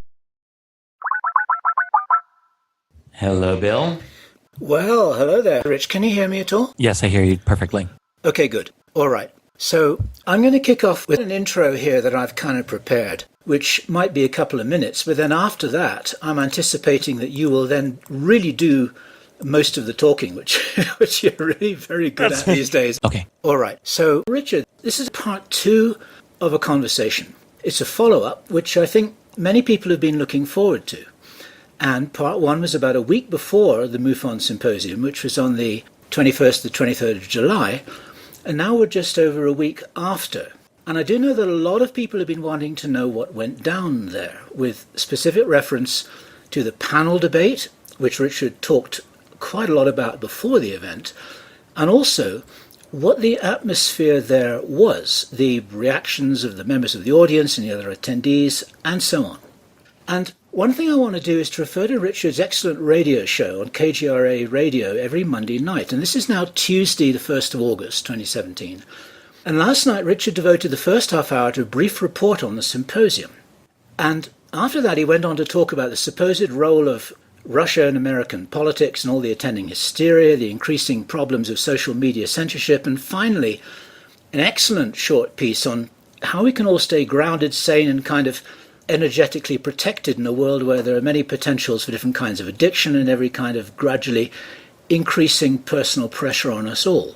And the reason I'm mentioning that is that it's a reminder to us all that while the world of ufology presents and attempts to deal with the greatest and maybe most important global issue of our times, there are many, many, many other issues, pressing and urgent, which demand and deserve our attention. And so, in some ways, these matters of alleged secret space program whistleblowers, using your very own term, Richard, stressing the word alleged, it's just one tiny corner of a very complex and worrying world which we all share. So the issue here may be closure on this discussion, at least as far as you're concerned, and I'm very well aware of that. I do know that you want to move on, and I understand the reasons for that, but not without making some very clear statements that you really want everyone who follows your work to bear in mind and consider. So in a moment, I'm going to pass the talking stick to you, Richard, and I invite you to recount in detail the events you experienced and witnessed at the 2017 symposium, because we've not yet seen the promised video of the events that most people are very, very interested to know about. And maybe with that, you may also want to share some thoughts about the future of MUFON, the role and responsibility of conferences, and how we can all move on from this while not forgetting how very important it is for anyone engaged in serious research that alleged so-called whistleblowers are able to present at least some evidence of their claims. Mm-hmm. So, there you go, Richard. You got a lot to answer there, maybe. Thank you, Bill. I'm glad to be here. It's nice to be here back with you for a second interview on this subject. Yeah, you had a lot to say in your intro. Thank you. As far as last, a little more than a week ago now in Las Vegas, I was there at the MUFON International Symposium. I will just start by saying I'm disappointed that the video of the panel has not yet made it to YouTube. At least I don't believe so. It's out there. I had a brief email exchange yesterday with Gary McKinnon, who told me he was watching it. And I wrote back and said, well, is it on YouTube? And Gary hasn't gotten back to me yet. We're on very good terms, and I imagine I'll find out. I think he must have a DVD. The copies are there. I don't have a copy. I received copies of a lot of the other talks, including my own and Andrew Basiago's and Coorey Goode's talk and some others. But I actually don't have a copy of the panel that we participated in.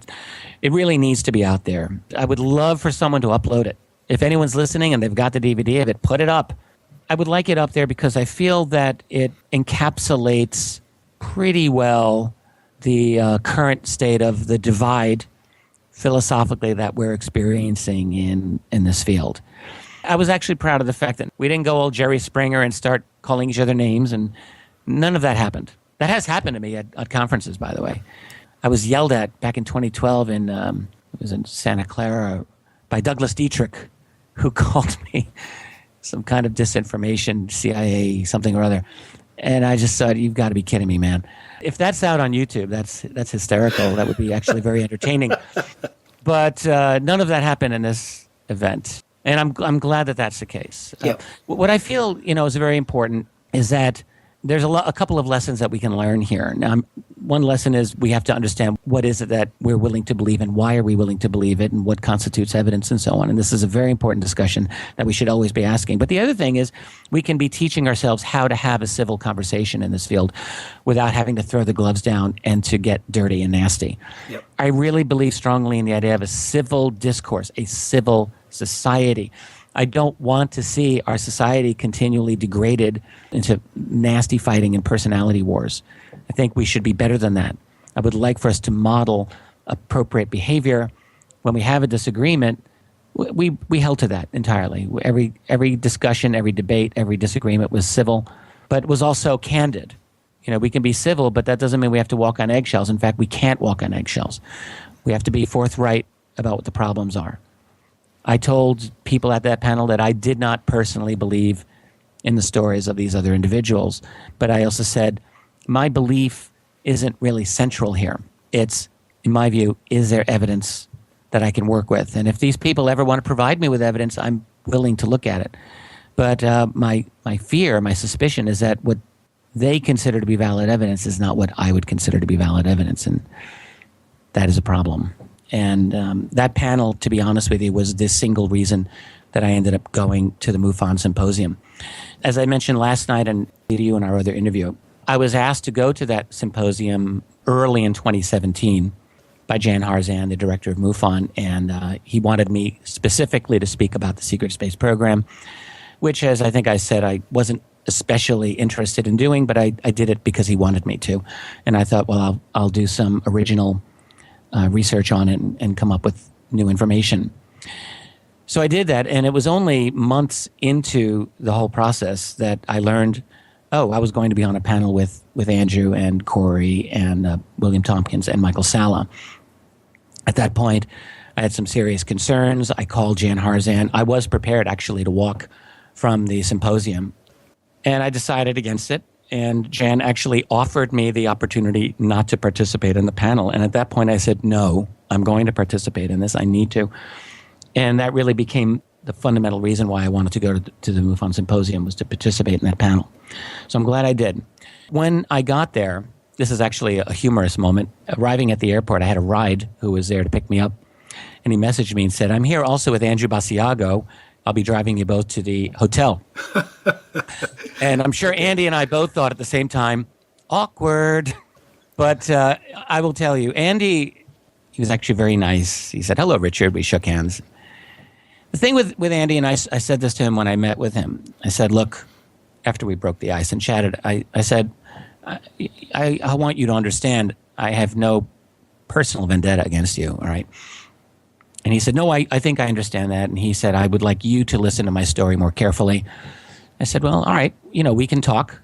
And I meant that, and I do mean that. So I'll be happy to talk with Andy personally, privately, and give him an opportunity to discuss things with me. I said to him, I'm very skeptical of your story. I'm skeptical of the fact that you claim that you went to Mars through a jump room with a young Barack Obama, and I'm very skeptical, and I was being very nice here. I said, I'm very skeptical of your claims that you time traveled as a child back to Gettysburg, Pennsylvania in November 1863 when Abraham Lincoln gave the Gettysburg Address. And I don't accept as evidence a photograph with a child that's supposedly you. I don't accept that evidence. I said these things to him, and for me at this point, it's impossible for me not to like him. He's a very likable person. If he were my neighbor and he was not involved in the UFO subject, I would love him. He's articulate. He's nice. I just don't believe him. And so for him to be in this field saying the things he does, I consider highly problematic.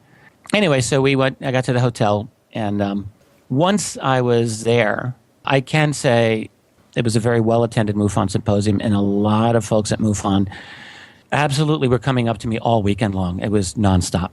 It was nonstop people. And I think there were many MUFON members who were very upset that these individuals were speaking there. I'm sure that there were some who supported it, but maybe those would not be the ones who would come up to me anyway. But I can tell you a large number of people were very glad that I was there.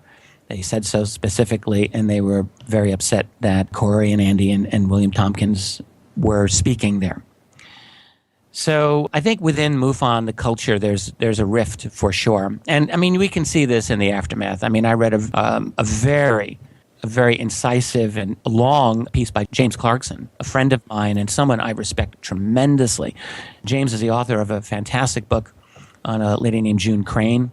That's a real whistleblower relating to Wright-Patterson Air Force Base in the 40s, and state director of MUFON for Washington.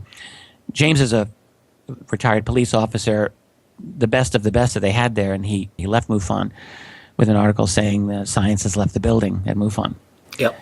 I think people should read it. It's very well put together. I would endorse that. It's a very, very good article. In fact, Science Has Left the Building is a wonderful title. Yeah, for sure. And my point in mentioning this is it's not even to beat up on MUFON. It's to point out, though, that I think this was a mistake for MUFON to do this. I mean, okay, they brought in good attendance. It was very controversial.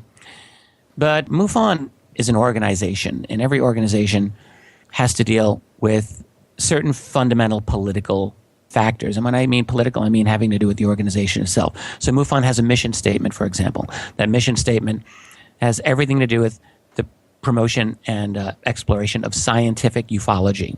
This is a very important concept for MUFON for 50 years. Studying UFOs in as scientific a manner as is reasonably possible for an organization with very limited money. We realize that there's all kinds of problems here, but that's their mission. Secondarily, MUFON has a constituency. It has a core constituency.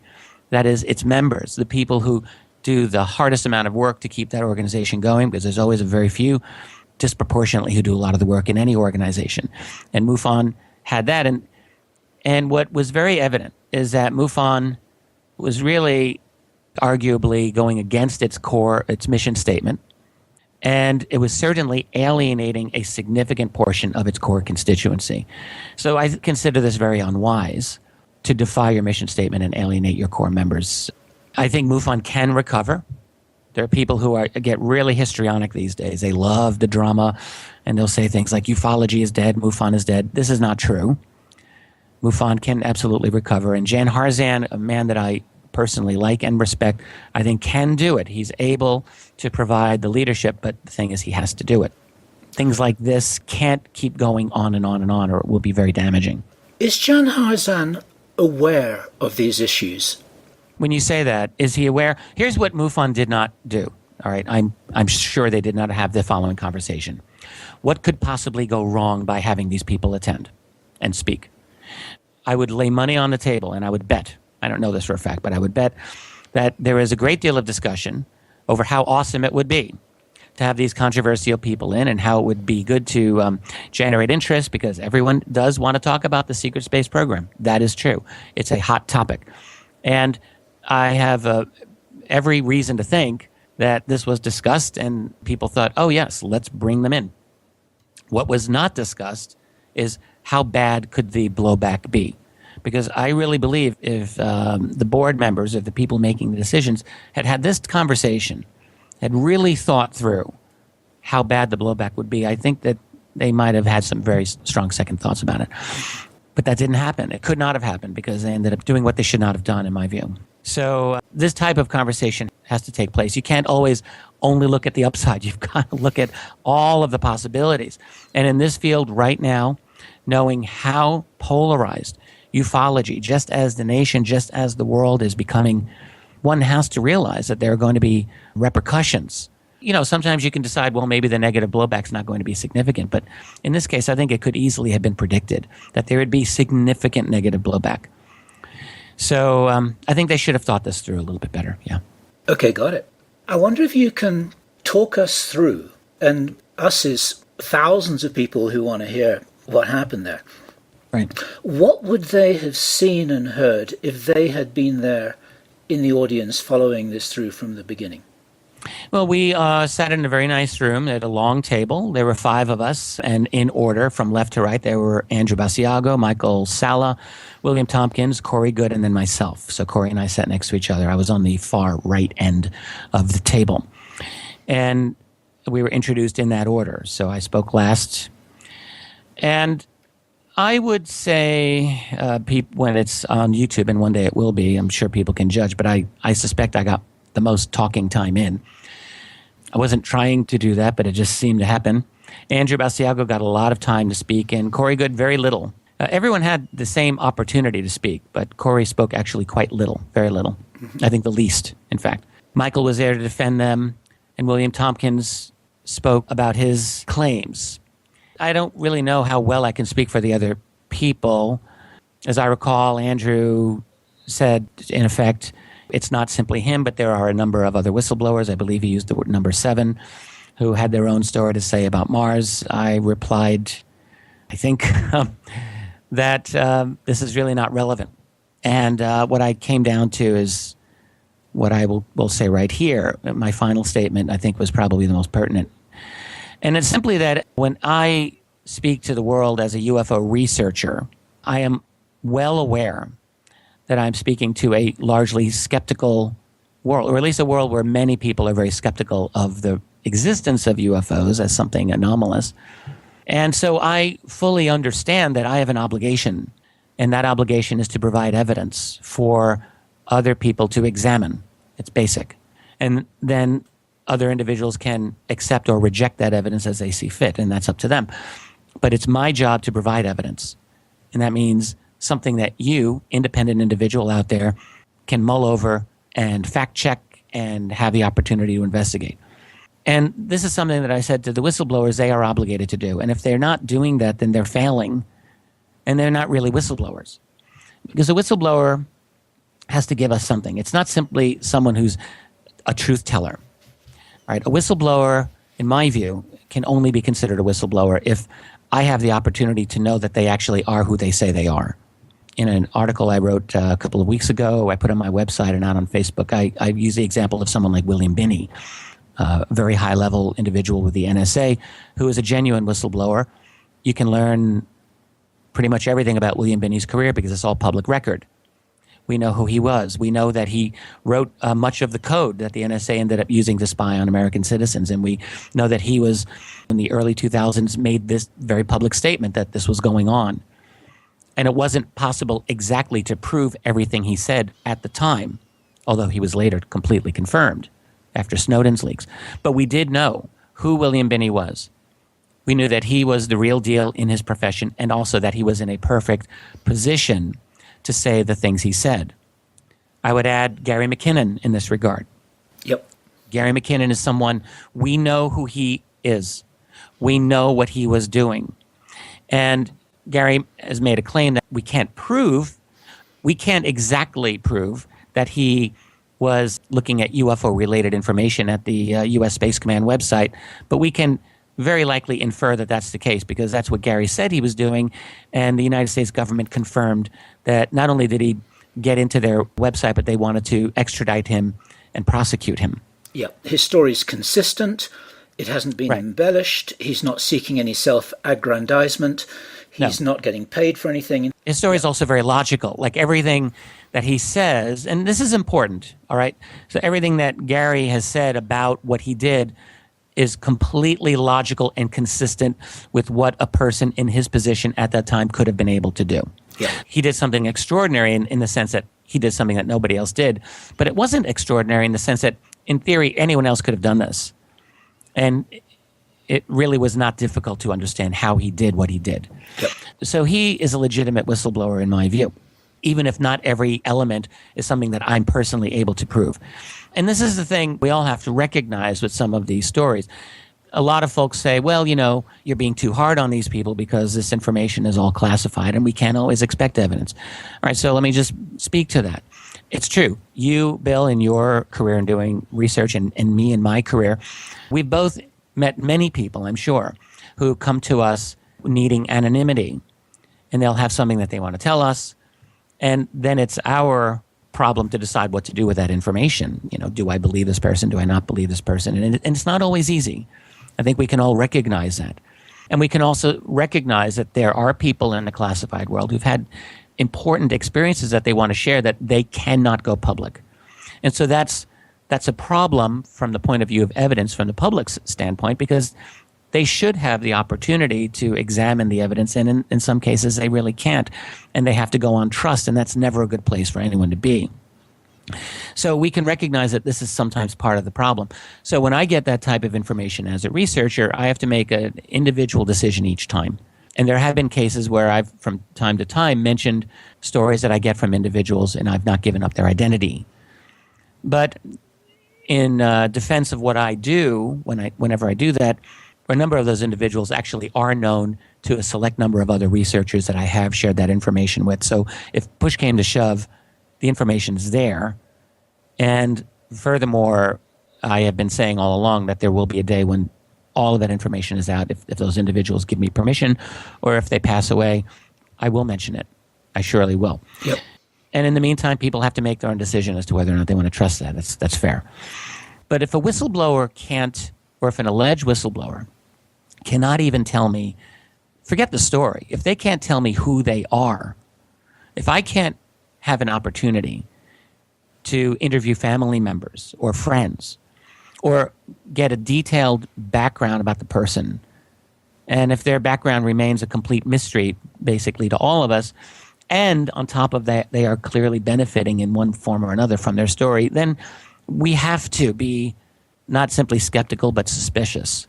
Unless we're all just interested in checking our brains at the door, and forgetting every rule that we've ever learned as kids growing up about how to believe people's stories. I mean, part of the story of how we all grow up is we learn skills. And one of the skills we're supposed to learn is how to check someone's story. I mean, people tell truth and they tell lies all the time. If you want to succeed in this world, you'd better be able to have a system by which you are going to discern truth from falsehood, or otherwise you're going to have a really rough life ahead of you. Yes. You know, but there are people in our field who just seem to check all of that at the door, and they just believe stories because I don't know why. They want to believe them, I suppose. They sound great. They could be true. In some of the cases of these whistleblowers, I think it's fair to say there could very well be truths embedded in what these guys have been saying. But that doesn't mean that it's true, because it doesn't mean it happened to them. Yep. I mean, and this is something a number of years ago, I got into a one-day Facebook debate with Andrew Basiago. He made the statement that his testimony was supported by a number of other individuals. And I said, well, that really doesn't count, because one of them was a new whistleblower at the time named Bernard Mendez. And it just so happened I had met Bernard Mendez, and I was not impressed. I was not impressed. By the way, when I met Bernard Mendez, this was before he came out, as it were, as a Mars whistleblower. He had only been telling me back then that he was an executive assistant to President Richard Nixon. Now, when I first met him, back in, I think it was 2010, he carried himself in a certain way, and I thought, wow, maybe he's telling the truth. And I sat down with him and did a couple of interviews with him, and became incredibly frustrated with him because I could never get a straight answer out of anything. And then I realized, I did the math, I learned his age, and it turned out that he would have been 17 years old during the Nixon administration. And I said, you know, there's no way. Sorry. There's no record of you, and there's no way that you were an executive assistant to President Richard Nixon when you were 17 years old. Sorry, no sale, not buying it. And I just walked. I just stopped listening to him at that point. And then a couple of years later, he comes out as a Mars whistleblower. And I mentioned this on one of my earlier radio programs, I think in 2012. And Andy got back to him, and he made a statement. He was very upfront. He said, well, Richard Dolan's doing disinformation. And I then decided to write onto the Project Pegasus Facebook page, and my fateful decision. And I just said, well, no, I'm not doing disinformation. I'm giving legitimate concerns about Bernard Mendez. And that prompted a day-long exchange. Most of the words were by Andy. I had very little to say. And he got very angry. He deleted some of the things he wrote. He said, well, this is supporting testimony. And I said, this doesn't count as testimony, because the easiest thing for anyone to do, if they want to pile on, how difficult is it to study the lore, to study the stories that are currently out, and then just pile on with a variation of the same thing, and then suddenly you are a whistleblower. And it doesn't work that way. This is not how a legal trial works, and this is not how the court of science works. You don't just believe someone because they say something is true. You know, in having that discussion with him, it just seemed to me that there wasn't a really clear idea from him about what constitutes valid evidence. And I think that this is the case, honestly, with a lot of people out there in this field, that they haven't really thought this through. What is valid evidence? Is it possible that someone is lying? As I've been saying for a long, long time in my life, long before I was involved in UFOs, people love to lie because it works. I mean, that's why they do it. And you know, when you're being lied to, most of the time, you're not going to know that someone's lying to you. That is why it's effective. That's why people do it. It's a rare person who can always detect a liar every time. Yep. I can't. I mean, I can tell you right now, I cannot detect someone when they're lying to me every single time. No way. I might have a good instinct. I might. And if anyone out there thinks that they can, well, they're fooling themselves. And that analysis often has to come afterwards. That's right. Exactly. This is why, you know, traditionally snake oil salesmen were really good at what they did, because they have a good story. People get enthusiastic. They go, wow, I want to buy that. And then it's only after they go home and they calm down a little bit, they think, oh, wow, maybe I shouldn't have bought that. And that's the way it is. So that's all I have to say on that. I just feel that there's not enough in our society and in ufology in general, enough critical examination. I look at Western society in general, global society, and I just see lower and lower levels of education and desire to be educated, actually. It's not good. That's a whole other conversation for another time, I'm sure. It sure is. Did you have a chance to talk to Coorey Goode personally at all? We had a telephone call a few weeks ago, and we talked for about 15, 20 minutes. Just because all of this was coming out, it was a friendly and candid conversation. I was not attacking him. He was not attacking me. I explained to him why I had problems with his story. He seemed to understand that. And I said, I'm looking forward to seeing you in Vegas, and if we get an opportunity, I'd be happy to sit down with you. And we were both fine with that. We didn't have that opportunity in Las Vegas. He was actually hard to find during the first day of that conference, Saturday. I don't even know if he was there. And on Sunday, we sat down next to each other. I chatted with him, a little bit at the panel quietly, but we didn't really have a long conversation. My attitude about all of this is I am happy. I will remain happy to talk with him, with Andrew, or with William Tompkins if they want to speak with me. I'm not shutting the door. As I said to him and as I said publicly, it's their obligation. It's his obligation. You got to give me something to work with as a researcher, or I can't consider what you have evidence of any kind. And it just has to be off the table for me. Not everyone feels that way, but these are my reasons. And I guess I'll just add, and I've said this before, we have a field, ufology, that is very controversial. It is not accepted by the mainstream establishment. There are many people who would love to see nothing more than for this field to be in flames. And so if we're going to defend this field, which needs defending, then we can't just accept any little bit of evidence that can't be defended. We have to be careful. We have to make our case. This is as old as human civilization. You can't just make claims that are unsupported and expect people to believe you. Yep. You have to go to the public with your best game. That's right. Now, what's interesting is that in your view and in my view, he hasn't provided any valid evidence whatsoever. But I'm of the opinion that fads come and go, ideas come and go, but only if they are strong ideas will they have any staying power. So when I do my research and when I speak to you or to anyone else, I'm not just speaking for 2017. I'm speaking for the next century as well. Mm-hmm. I want to be able to think that far ahead so that I'm being as careful and as disciplined as I can be and have hopefully the best judgment I can. I'm trying to speak for posterity. I mean, I've seen so many ups and downs and blizzards and hurricanes in ufology over the last 20 years. I think I've become sort of immune to them. And I simply want to work on my game and work on my research, and that's it. Yep. I think after that then comes the interesting question, because if you're talking about presenting the most respectable, most plausible, most professional, most appropriate case to the public, then I'd love you to say a word or two about the role and responsibility of the conferences and the conference organizers in this, because they are filters.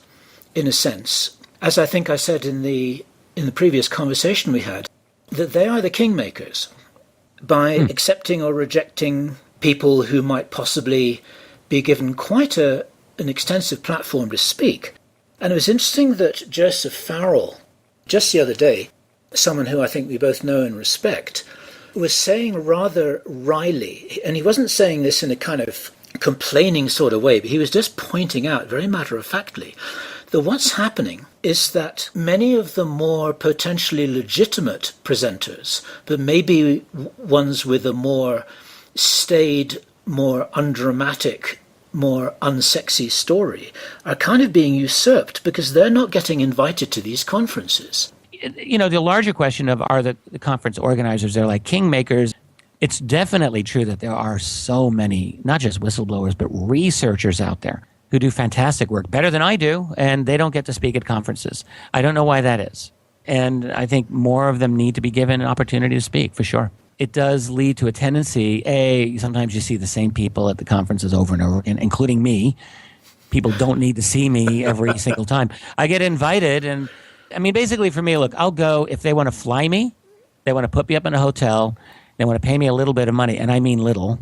It's always a little bit. But I'll often go because, I enjoy the experience of meeting with other people. And it prompts me to continue doing research. Every time I do a lecture, I try to do something that's a little bit fresh. But people don't need to see me every time there's a conference. They really don't. I'm not that good. No one's that good.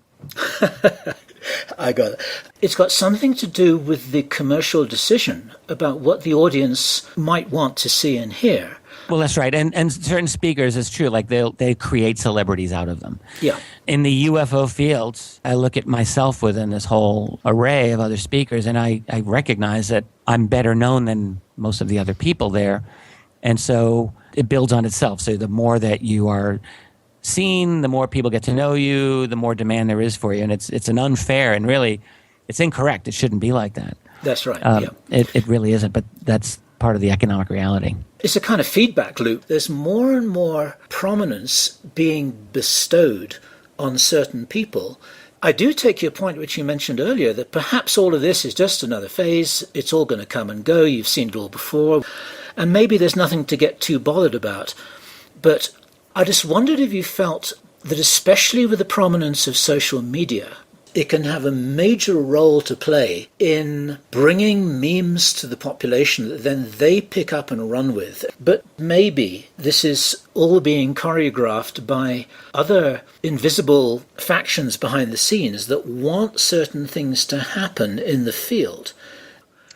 Yeah, the best that I could say is that the United States intelligence community does have a history of engaging in manipulation of public organizations for its own ends, going back through COINTELPRO, the 1950s and 60s.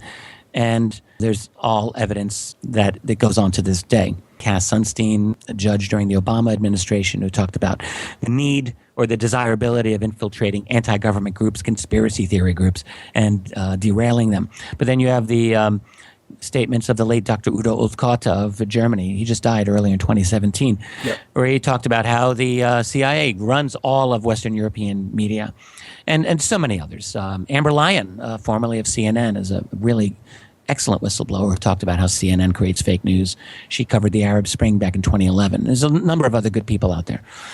So all of this indicates that it would be consistent if the intelligence community, in recognizing that UFOs is a matter of national security, would seek to manage the discussion about it in the public realm. And so they would, in theory, they'd put their people in there. But I don't know who the agents are. I might have suspicions, but I don't know. That's part of the reason that they would be agents, I suppose. I think it's more likely the case, though, that these memes and these trendy topics spread because certain people are really good at marketing them, and they know how to use social media to their benefit.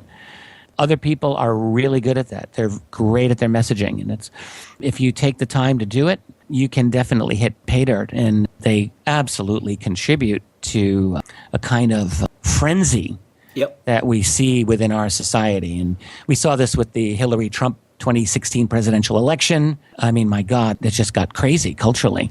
And Facebook was a real scene where a lot of that craziness happened. But we see it within ufology as well. The way that the social media benefits is from, because they all need you to be addicted to them. So, and what they're fighting for is your attention. So whether you're on Snapchat or Facebook or any app on your phone, the main thing that they need from you is your attention on their app. That's absolutely paramount, and it's very difficult. So they are working very hard to find ways to keep you on the app, to addict you to that app. And in the case of Facebook, one of the things that works well on Facebook is the emotion of outrage. When we're feeling placid and happy and everything's nice, we might go onto Facebook and have some nice fun times. But when we're feeling outraged about something, we might be inclined to spend a little more time and searching through other news and other people who are similarly outraged by what we feel that we're outraged by. And so it feeds itself. So there's a real possibility here we should investigate as to whether or not, by its very nature, to generate profits for its bottom line, Facebook is motivated to encourage a kind of outrage. There may be things going on to encourage a kind of ongoing emotional frenzied state to keep people on Facebook. And I think that would contribute to a degradation of discourse in our society in general and in ufology as well.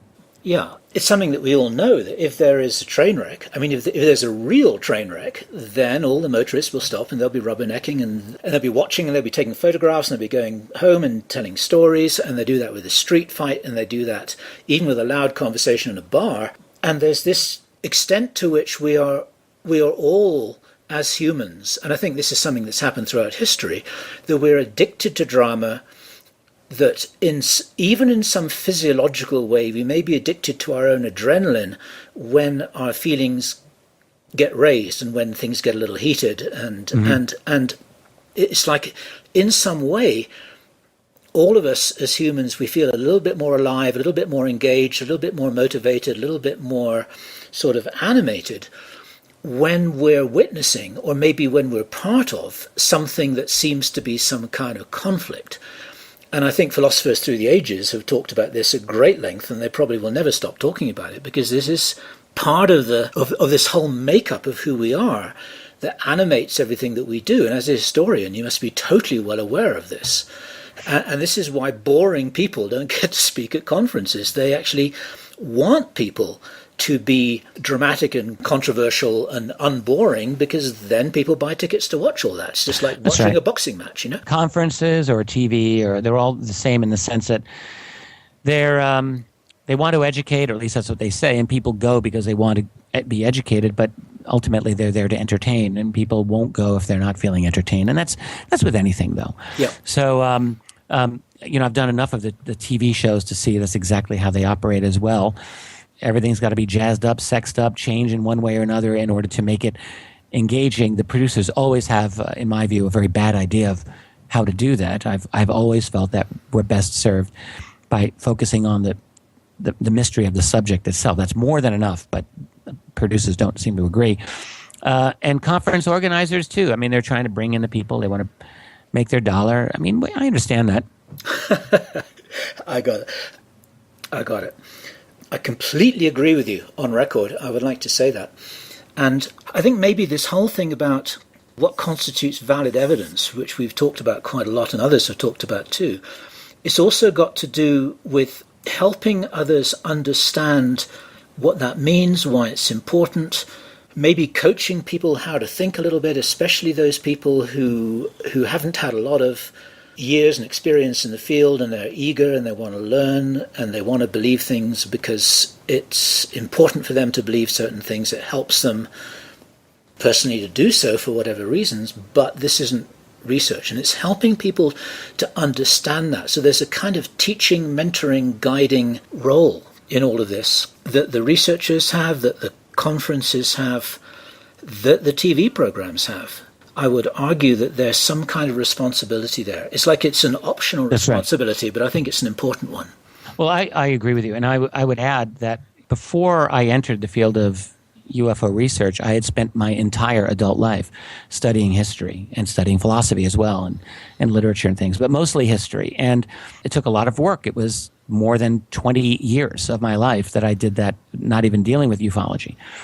And then when I got into the UFO field, I studied maniacally, I have to say, for 5 years solid before 6 years before anyone heard about me.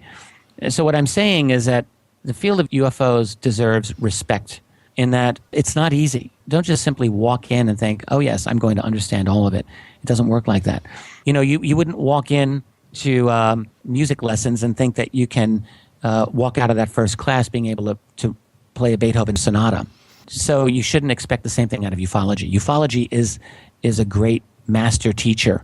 And like any great subject like that, you have to go in with a bit of humility and recognize that you're not going to get everything out of it right away. You have to put in the effort, and it takes a lot of time.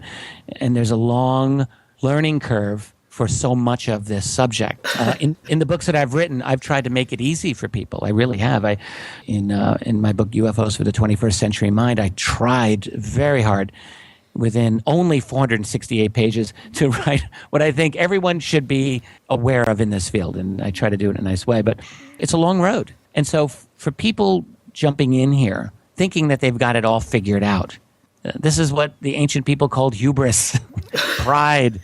Don't walk in thinking you're going to get it all figured out right away. And the lesson here is chill out when you hear wild, extravagant claims. Do not be inclined to just jump in. Take your time. Take your time with all of it.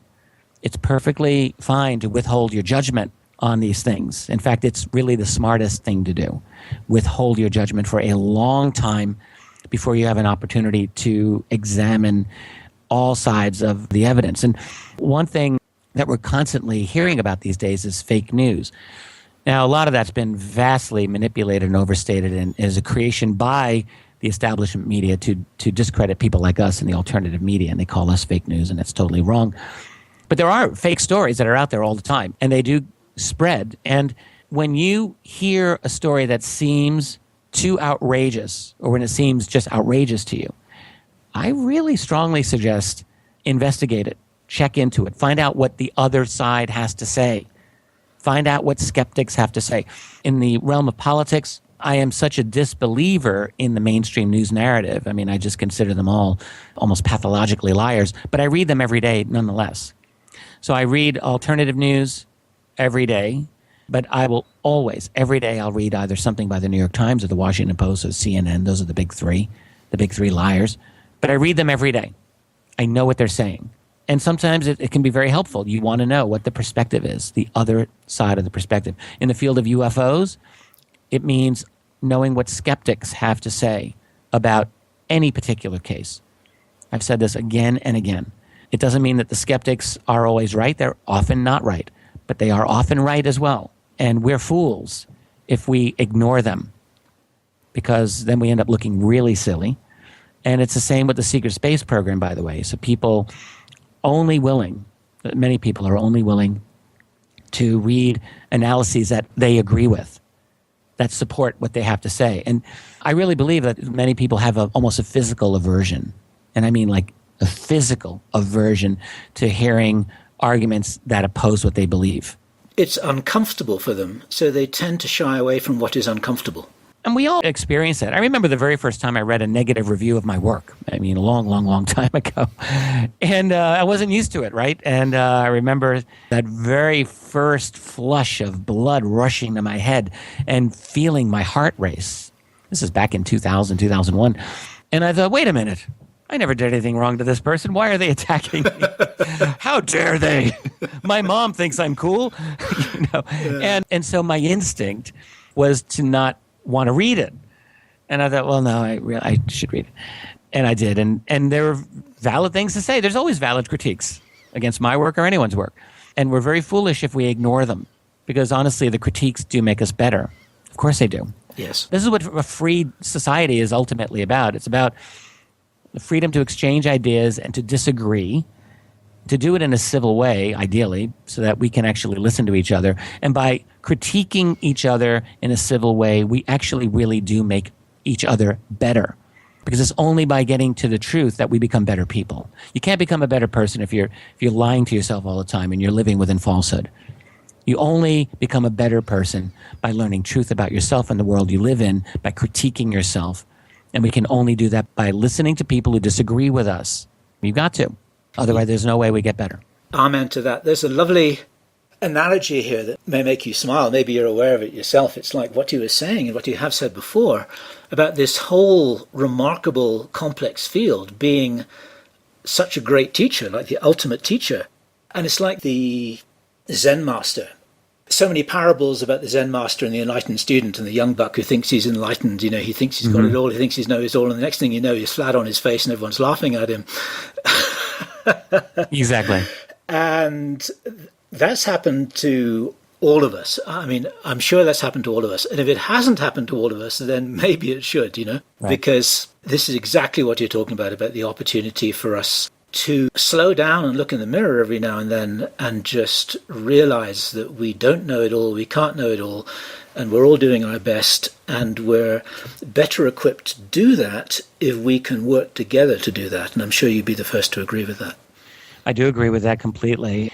One of the things that I would recommend to anyone who might be involved in this field of study is if you are making statements about this, do not fall into the trap of pretending to have knowledge on every single question that is thrown at you. It's perfectly fine to say, I don't know. In fact, that's probably the best thing you can say most of the time. I don't know. I say it a lot. I think many people are disappointed when they hear me say it because I can see now. I mean, I've been in this field long enough and I'm now old enough. I'm 55, where I can see how people look at me. I can see that they invest some of their hopes. I mean, it's insane for me to say this, but I can see that it's the case. And they want me to be an authority for them. on the one hand, I understand that human need. You see someone on YouTube videos a lot, or you see them on television, you think, okay, they're going to tell me what to do. But you don't want to do that. And it's not a good position. And I resist it to the extent that when people want me to tell them what to think, I don't like to do that. There are people in this field who are all too happy to become gurus. And they're dangerous. And I'm not mentioning names. I don't really want to get into it, but they exist. Yep. And I think people who are familiar with this field know exactly who I'm talking about. There are such people. There's multiple individuals who set themselves up in this way. Those people are dangerous in my view. My attitude always is, as a researcher, as a communicator, I approach my readers or listeners as equals in several important ways. One, in theory, everything that I say is checkable by them. So if I make a statement, the person listening or reading should have the opportunity to examine what I have to say and decide whether it's valid or not.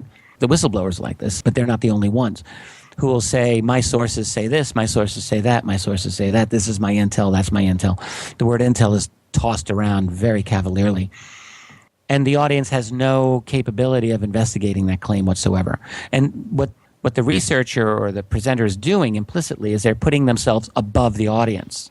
They're saying implicitly, I'm better than you, trust me, I have access to information that you don't have access to. I'm special and you're not.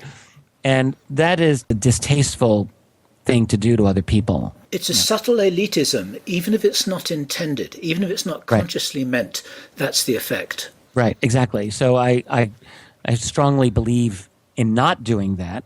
If my ideas are good or bad, other people should be able to critique them. That's always how I approach this subject.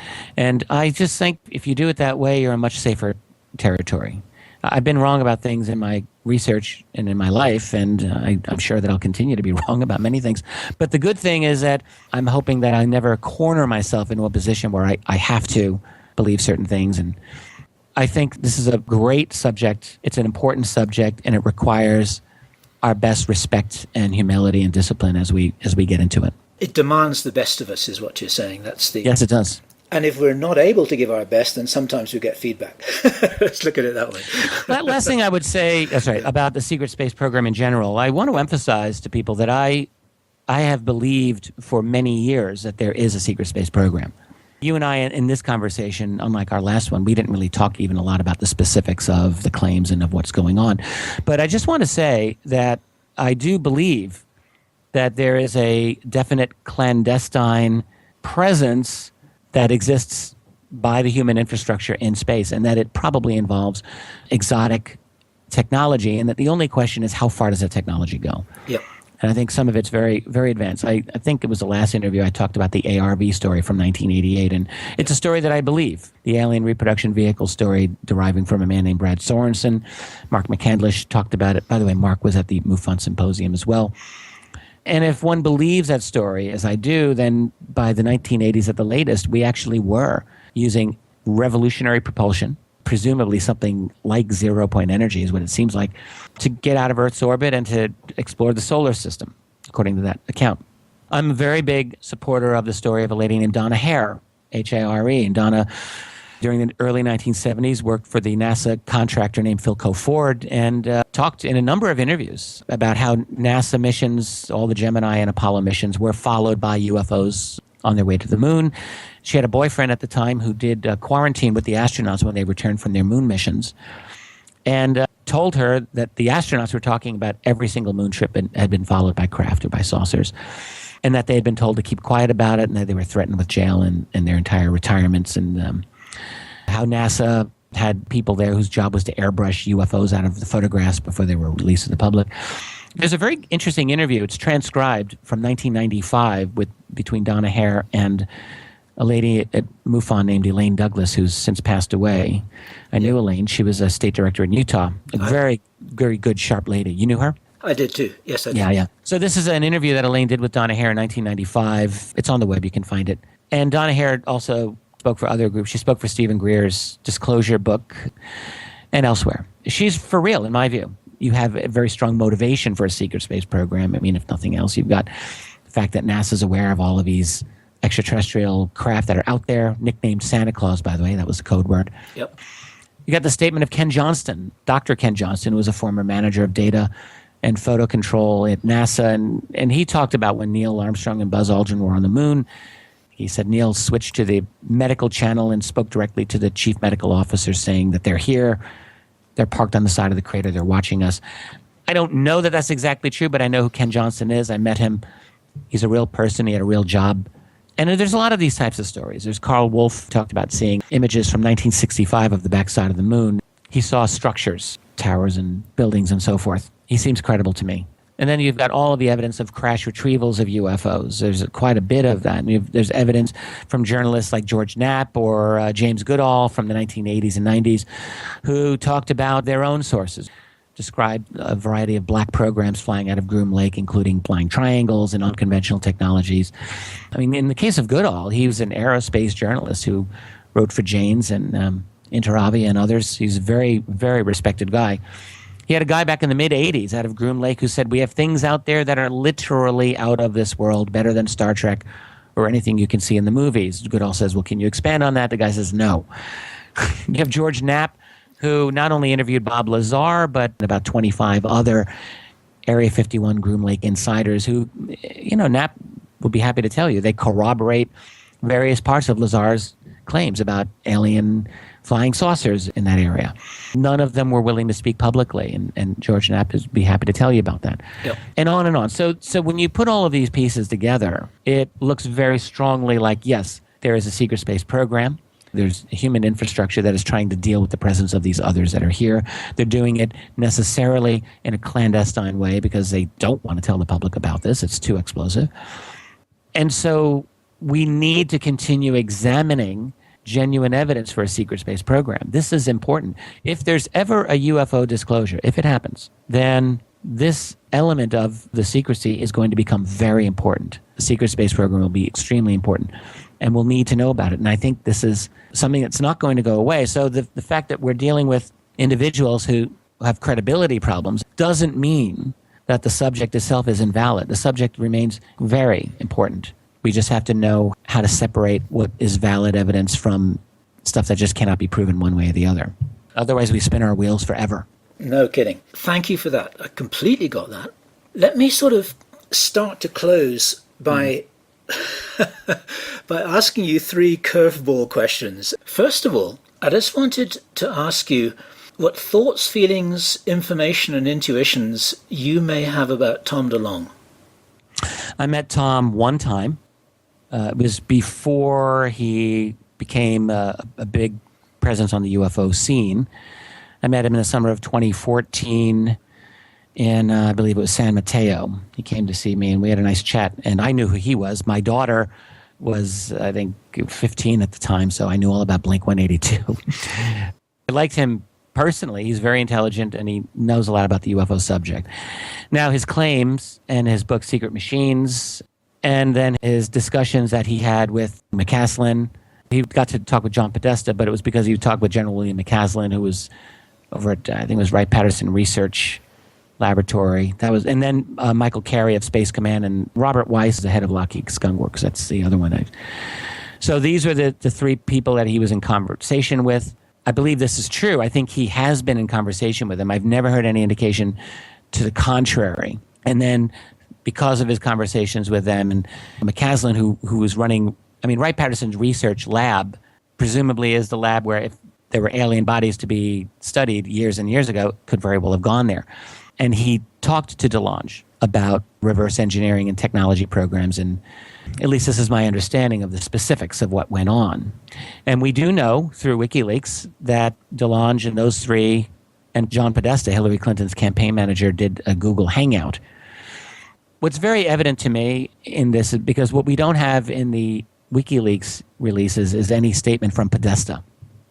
Well, we have our emails that DeLonge wrote to Podesta asking for follow-up and so forth. But of course, Podesta was also running Hillary Clinton's campaign, and I'm sure they were quite busy with a lot of things. The real question is, are they on the verge of some kind of insider disclosure of the UFO subject? And then the other question is this really accurate for them to say that the guys doing the secrecy are wearing the white hats in all of this, and they're the good guys, and everything that they've done, and this is essentially the claim, was done to protect the world from chaos and from danger. That's very self-serving, and I'm very not inclined to believe that. So this is one of the more interesting, but it's in a long line of insider activist attempts to end UFO secrecy, going right back to the 1950s. Retired Marine Corps Major Donald Kehoe back then cultivated a number of high-level insiders. There were rumors back then that there was going to be some kind of major inside statement that was going to blow the lid off of this. And on into the 1960s and 70s and 80s and 90s, every decade since World War II has had a crescendo where it was rumored that disclosure was going to happen. They weren't using the word disclosure back in the 50s, but same thing. So we've seen this story many, many times. And so for that reason, I'm not likely to think that a major disclosure is going to happen here. But, Tom DeLonge has 3 very significant people that he was working with. They're all impressive people. The question is, are they actually really willing to go public? Because none of these people have been making public statements on their own. And, I think one does have to really question. There was a good piece by the UK writer Robbie Graham about this a few months ago, and his website, I think, is Silver Saucers. And, the question is, you really have to wonder, how valid is this if someone's clearly making this into a commercial venture, which DeLonge is doing? On the other hand, you could say, well, just because you're making money on it doesn't mean necessarily that you're dishonest. But on the other hand, it is a commercial venture. I don't know how he's going to be making his money on this, but presumably new book deal, who knows? I don't really have a strong opinion on this right now. I'm like a lot of people, I'm just wait and see. It's interesting to look at the possibility that you might have 2 well-funded, well-commercialized disclosure or quasi-disclosure movements happening that are primarily being presented to the younger audience, which is one reason why Tom is being regarded as an asset in this, which might not agree with each other. And then that's something to wonder what the audience's response would be to that when they're being invited to look at one story on the left, one story on the right, and they don't actually match. I agree. I think I see your point here. Years ago, I wrote AD After Disclosure with Bryce Zabel back in 2010. And at that time, I was really looking at one fundamental method of disclosure, if it were to happen, which would be something spins out of control from the established powers, maybe a sighting or a leak that comes out that can't be contained, and it causes a domino effect. As I see it now, that's actually only one of several ways that disclosure can happen, and a more likely way is not that way, which I call that accidental or premature disclosure. The primary method of disclosure, in my view, is what I've come to call fascist disclosure. In other words, this is the kind of world we're moving toward, a kind of global fascism, and anyone with eyes can see it. In a world where hope is being taken away, jobs are being taken away, the artificial intelligence isn't going to turn into a Terminator that kills you. It'll be a Terminator that takes your job away. And there's going to be nothing for people to do, conceivably, where they'll be surveilled and monitored 24/7 and with little opportunity to break out of that. So that's a bad world, and it's one that will be controlled by a very few people. And so when you have such a restless population that has to be controlled, how do you deal with the UFO topic then? I mean, is it an inevitability that it will come out? Probably. Even so, my speculation is that what the elites would probably want to do in such a situation is control the process completely, control the narrative, rebrand UFOs, spin the information so that when it comes out in a way that's amenable to them. So one way might be to explain that these objects, these beings are hostile, and we have to protect you from them, but they also want to make it so that they're not so hostile that people just run around in circles in panic, pulling their hair out. So there would be a way maybe to say, well, they were here, they're not here now, we've been dealing with this. There's all kinds of lies and spin that they can engage in. And here's the thing about that. I guarantee you that there's a mountain of data, of real data that exists within the classified world on this subject. And all you have to do is just take a little sliver of that mountain, and it would be true information, but it would also be limited and misleading. And you put that information out there. The best way to keep a secret, as Alan Dulles once said, is to pretend to share it. So you give up some of the information. Yeah. Yes. And then, you reveal some of the breakaway technology that you might have been working on, the stuff that's been surpassed. And this way you're ahead of the information. So that would be fascist disclosure. that would be a disclosure that's essentially meaningless, because although we're getting some new information, it's not the true information, it's not the full information, and it's still being used to control us. So I'm not interested in that kind of a world. But then there's the kind of disclosure that involves the people energizing and trying to take control over this situation, a disclosure that happens through cultural transformation. I've become convinced that really the greatest vehicle for change in our world is through culture. You change the culture, you'll change the politics. And we've seen it with a lot of issues in our world, and I think we are seeing a slow cultural transformation relating to the subject of UFOs. And not always in the best way, but there is a greater openness, I think, of people to accept the reality of this phenomenon. And what's really necessary now is for good researchers to be vocal and to do their part to help influence that culture in a positive way. Because I think unless we really engage in cultural change, we're going to be really handicapped in getting at this subject and breaking through a totally opaque, fascistic-leaning global governance system that's never voluntarily going to give up any information to us. We have to change the culture somehow. Yeah. It's hard to do because, I don't mean to keep cutting over you, but it's hard to do because I really have started to wonder how independent is culture. I mean, look at really the idiocy of our popular culture in so many ways. It's popular music. It's all controlled by corporations anyway. Much of the cultural narrative that dominates our society is driven by hierarchies and elites. They really have all of the best airtime to get their message out, and they really are controlling the narrative. So it's an uphill battle. We have an uphill battle ahead of us. Yeah. Very good. Okay, well, thank you. That's that's a wonderfully comprehensive reply to one of my curveball questions. And I can't even remember the question. Oh, I was asking you what you thought about Tom DeLonge, basically. Oh, my God. And I kind of invited a very, very long and interesting response. Thank you so much for that. I've got a couple more questions. Sure, let's go. Let's do it. Which may be easy for you to respond, because you could simply say, look, I don't know. And what those questions are, I guess, it's like, if you imagine that we were having another conversation of this nature in a year's time, what would you think that we might be talking about, and what would you hope that we might be talking about? And how's that for a way to end this conversation?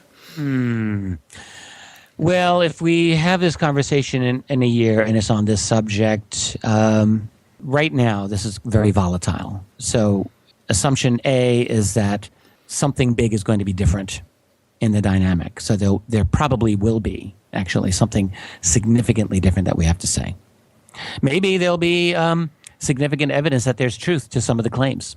That could be. Maybe the curveball will come from Tom DeLonge himself, and they've talked about putting out new information, and maybe, and I only say this as a possibility, they'll enter something into the discussion that changes the nature of what we're saying, and maybe. But I think most likely, I think what I'm seeing in ufology is a major reaction against these alleged whistleblowers. And I was seeing it at the MUFON Symposium for sure. I've been seeing it in the blogosphere for sure. This is something that people have been holding back for several years. I mean, there's been a kind of quiet skepticism, but now it's not quiet anymore. And there's a tremendous amount of pushback. And so what that tells me is that people are throwing the gloves off, and something very well might happen. So it could very well be that the credibility of one or more of these whistleblowers comes into question. I could easily see that happening. It's like we're at a ship in a big, big storm right now. Whether that ship is going to survive the storm or not is a really open question. So now, what do I hope happens? What I hope is that we are able to achieve some measure of sanity and clarity on this matter. I would like to see a shift among the people who attend conferences and who are interested in the UFO subject to be a little more wise about understanding what constitutes evidence. I actually don't think that's going to happen. That's a hope. And I'm not here to criticize the people at the New Age conferences in Southern California, where it really is at its most extreme, but I just will say this. When I go there and I encounter such people, I feel like I'm on a different planet. I mean, a completely different planet. I am continually astonished by the credulity and the willingness for people in the Southern California New Age community to believe almost literally any single thing that comes their way, as long as it accords with their general belief system. And that's a real problem because it's infested much of the UFO subject increasingly. It's not that everything New Age is necessarily bad or wrong. I'm not saying that. But I am saying that intellectually it's really suspect and weak, a lot of it, and loose-headed and bad thinking. And fundamentally, it's bad thinking because it's a rejection of rational discourse and evidence in favor of what one feels inside one's heart center. I mean, one hears this type of talk. And I have news for them. That does not constitute evidence of any sort. Right? And there are people who love to say, my guides tell me that such and such a thing is true. And what amazes me not only is that there are certain people who just say this with a straight face, but there are people who listen to that and they believe it and they just let it go. And I really want to ask those people who are listening without commenting, what is wrong with you that you allow this type of nonsense to be parroted and you don't stand there and challenge it? I mean, don't you feel like someone's just wasting your time and insulting your intelligence by talking this way? So I'm mentioning that in this context because that community provides some of the biggest support for these whistleblowers. They are by far the strongest base of support, which is why all of these ET messages that the whistleblowers are, and this is really what Coorey's doing, sound exactly like they came out of a Conscious Life Expo conference. That's exactly how these aliens all sound. And it's what we're really seeing is a case where, obviously, the message is being tailored to that market. Of course. So this is me calling out the New Age community. And again, I have friends that are New Age, and that's fine. And some of them are wonderful people, and I'll enjoy hanging out with them in the future. Many are just lovely people. But this is a real sign of mental weakness. And I think, for myself moving forward, I'm really not going to be quite so diplomatic about it in the future. And it doesn't mean that I disbelieve everything. Like, I personally believe that we are dealing with a reality that our minds don't really quite grasp, and that there are, let's call them dimensions of reality beyond our ordinary ability to perceive it. Remote viewing, for example. I've long been a believer in remote viewing. I spent an evening in the home once with Ingo Swann, a very brilliant man and a great remote viewer, and I know all the other important remote viewers. These people, they're for real. They're doing something that clearly is some kind of capability that human beings have, but more to the point, it says something about the nature of space and time, the fabric of our reality, that our common sense doesn't quite get. So that's my big preface when I speak to people in the New Age community. Nevertheless, simply because I think that these things are able to be valid doesn't mean that I believe every single channeler that comes my way or every single remote viewer who tells me what they claim that they saw. I'm not obligated to believe everyone just because they give me some bit of unverifiable information. Admittedly, it's a muddy field. I don't have every answer, but I think that we're able to use some common sense. And it's very obvious when you deal with some of the people who are really ensconced in New Age ideology that they have just given up all pretense for critical thinking. I mean, I just don't see it at all. And all they're interested in is confirmation bias, what they're already believing. And someone could turn around and say the same thing about me, I suppose, but the only answer I have is that I really have tried my whole life always to look at the opposite side of things. I still do. It's like there are diamonds in the mud, but sometimes you just got a handful of mud. That's right. Exactly. I mean, I find these mysteries fascinating, and I don't mind saying that I believe in remote viewing. I have no problem with that. I have no problem saying any of that. The thing is, we have a mysterious reality to explore, but we still need to do it in a careful way because it is so easy to lose one's footing. And if we don't have solid ground to stand on, we have no way of knowing anything for sure. We're just going on our instinct. Some people are happy with that. I'm not. I want something a little bit more. I want something a little more reliable on which to base my beliefs. I think it's got something to do with knowing what we're doing when we're doing it. Let me just enlarge on that a little tiny bit. Because what I see is that there are a lot of people who are reading things and listening to things and going to conferences and investing their attention in things. And what they're really doing is they're self-medicating. And I don't mean that in an unkind way, because all of us as humans, sometimes we grab a cup of coffee or we grab a can of beer and other people grab other things too. And it's kind of like that's okay as long as we know what we're doing when we're doing it and it's under control. I agree with that, yes. sometimes it's not under control, and sometimes that whole thing just runs right out of someone's control. And they're self-medicating and they don't know why, and they're not even aware that they're doing it, and they're not even admitting that they're doing it. And that's when the problem comes in. And I think that this is an element in what we're seeing here.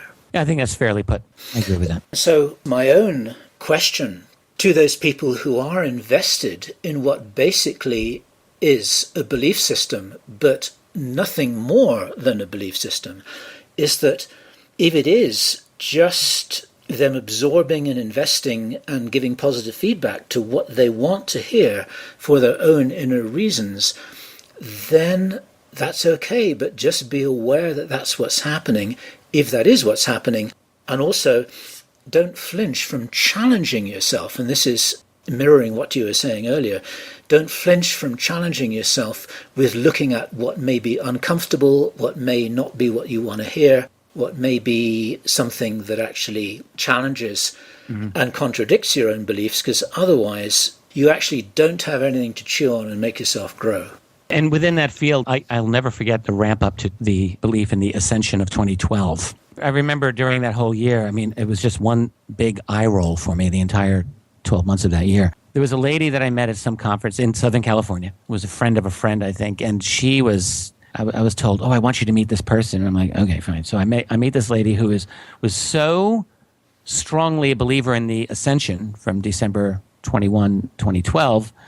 She stopped paying her rent, or maybe it was her mortgage, one or the other. She had a property she was living in. She said to me, I'm not going to pay that. And she knew every answer to every question. And I mean... At least she thought she did. She said she did. She knew who the other beings were and who the Galactic Federation of Light was, what that was all about, and how they were going to help us ascend, and how we had to have a certain density in our being so that we could ascend. We had 51% positive density, then we were going to make it. I mean, all of the platitudes and nonsense. That's literally what it was that we were told in the build-up to that. And I just thought, you are really going to get yourself into trouble because you're not paying your rent. She was almost classical in the sense of very kind of annoyingly smarmy. I will say this about her, but also she had the zealousness we've come to expect from like Christian fundamentalists or other religious fundamentalists, but you see it in the New Age field. Now, this absolutely certainty of belief that they have, it cannot be questioned. It's like becomes dogma. You know, you ask what would be my hope a year from now. My biggest hope would be that mindset begins to wither away. It maybe isn't the biggest problem, but it is definitely a big problem in our field. The biggest problem is that we're dealing with an opaque hierarchical system that is intent on managing the narrative and keeping us in a state of subservience for the rest of all time. That's the biggest problem. But it is a problem that we on our side of it are infiltrated by a kind of mental toxin of New Age ideology. I would love for someone to do a book. I've thought of it myself, but I don't think I'm good enough to do this book, which would be a breakdown of the relationship of the New Age community and the intelligence community. Wow. Because if you remember the work of the late David McGowan, Yep. who in his brilliant series on the web, which he turned into a book, but it was a strange but mostly true story of Laurel Canyon and the birth of the hippie generation, which he turned into a book, I think it was Tales from the Canyon or Tales from Laurel Canyon. Yep. Absolutely brilliant research. What he did was he talked about the relationship of the hippies of the 1960s to naval intelligence and CIA. And he argued, I thought very persuasively, that whole movement, or much of that movement, was sparked by a U.S. intelligence operation, essentially to derail the active, viable peace movement that was then spreading across the U.S. among students wearing short hair and glasses and pocket protectors, but who really believed in peace, and they were focused, and they were not doing drugs. Suddenly, it's all about sex and drugs and rock and roll and self-absorption, and the political message gets lost and derailed. So if you look at it on that basis, look at the New Age movement. You have a belief system that is all about basically be the change you want to see in the world. Well, that's actually good advice. You want to be the change you want to see in the world. By the way, that's Gandhi, of course. But by only focusing on yourself, you know, what you don't see in the New Age community is political organization and activism, ever. They don't organize. And here's the problem with that. If you are in a war with an opposition that is out to enslave you for the rest of all time, and that is exactly what we are in, then we need actually to fight. we need to get angry. We need to look at that. Instead, what you have is people in the New Age field saying, well, I don't want that negativity in my life. Let's keep negativity out. But that is one of the most dangerous attitudes I can imagine. Sometimes you have to confront that negativity. You've got to be willing to fight. And if you're not willing to fight for your rights, if you're not willing to fight for your freedom and for the freedom of your descendants, then maybe you don't deserve it. But you should get out of the way and let other people do the work and stop trying to slow us down. The New Age mentality has been very destructive. There may be other more destructive mentalities. I don't want to single it out. I mean, our complete self-absorbed, consumer-driven narcissism is probably worse than that. But still, the New Age mentality is a problem. I mean, I'm all for each of us developing a meaningful spirituality in our world, in our lives, but we're really foolish if we throw out rules of evidence and the scientific method in trying to understand the nature of the world around us. Boy, that was a long rant. Amen to that. Yes, that's right. I would actually say that there are two great elephant traps here that we've been encouraged to fall into. And one of them, as you say, is just to compress it into one sentence. It's kind of like, well, all I got to do is meditate and then it'll all go away. And the other thing is that I'll just keep myself busy ranting on Facebook and then I'll be kidding myself that I'm doing something, and that is nothing. That is wheel spinning. That will all be very swiftly blown away by the winds of history. No one's ever going to remember what you said on Facebook. They'll only really remember what you actually managed to create and construct in the real world. And it's our being extracted from our interaction with the real world that is the danger. And to go back to what we were saying about enlightenment, it's like, even if you are enlightened, you've still got to chop wood and carry water and pay the rent. Yes, indeed. And, the last thing I guess, I was thinking this would be a short interview. Wow, yeah, right. I'm hoping people like this because we've gone all over the map here.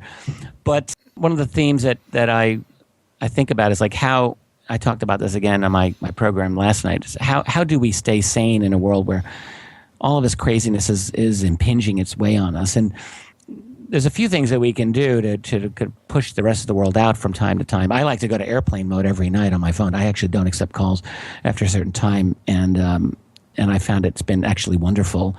Even more than that, one thing we can do is set practical goals for ourselves so that we're not wasting time on Facebook and social media. Because if you're on Facebook, I can tell you what you're not doing. You're not working. You're not getting anything done. You can't.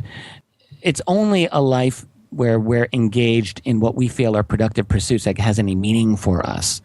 Otherwise, we're just trivially wasting our time. And at the end of our lives, we look back and think, what the hell did we do with our lives? The answer is nothing. And the way to avoid that is by doing things that are valuable to society and to yourself. That's the solution to that. And the way to do that is, it's not just saying, oh, I'm going to manifest certain things that happen. That's not going to work. All right. The way that you manifest anything is you actually plan something and you work out step by step how to do it, and then you do it. And that's very powerful. And that's how you manifest anything. You actually plan it and you do it. You have to visualize it first. You got to think it through, but then you just can't let the universe take care of it for you. That's what lazy people do. So what I would suggest to people is decide what kind of person you want to be a year from now, what you want to accomplish a year from now, or even 5 years from now, or whenever. And then look at that goal, and then you ask yourself, how do I get from here to there? What are the steps that I will need to do to get from here to there? What are the lifestyle changes that I'm going to need to undertake, because I'm sure there will be, that I will require between now and then to get to where I want to go? If you're in the habit of waking up at 10:30 every morning and having a half an hour cup of coffee before you even get started on your day, guess what? You're probably not going to get your goals accomplished. So you have to think through your life, practically, pragmatically, how will I do this? What are the steps I need to take? And by doing that, this is taking us far out of UFOs, but it's one of the best recipes for mental health that I can think of. We have all these people in this world being prescribed pharmaceuticals for mental health issues when what they really need is actually focus and direction in their life and a sense of accomplishment. It was Nietzsche who said, I can put up with any how in life as long as I have the why. And that's really true. So we have to have the goal, we have to have the direction, but then it's up to each person to come up with their plan for achieving it. It's got to be a real plan. best way to achieve mental sanity, in my view. Give yourself a meaningful life. Feet on the ground and head in the clouds, but the feet on the ground is pretty important.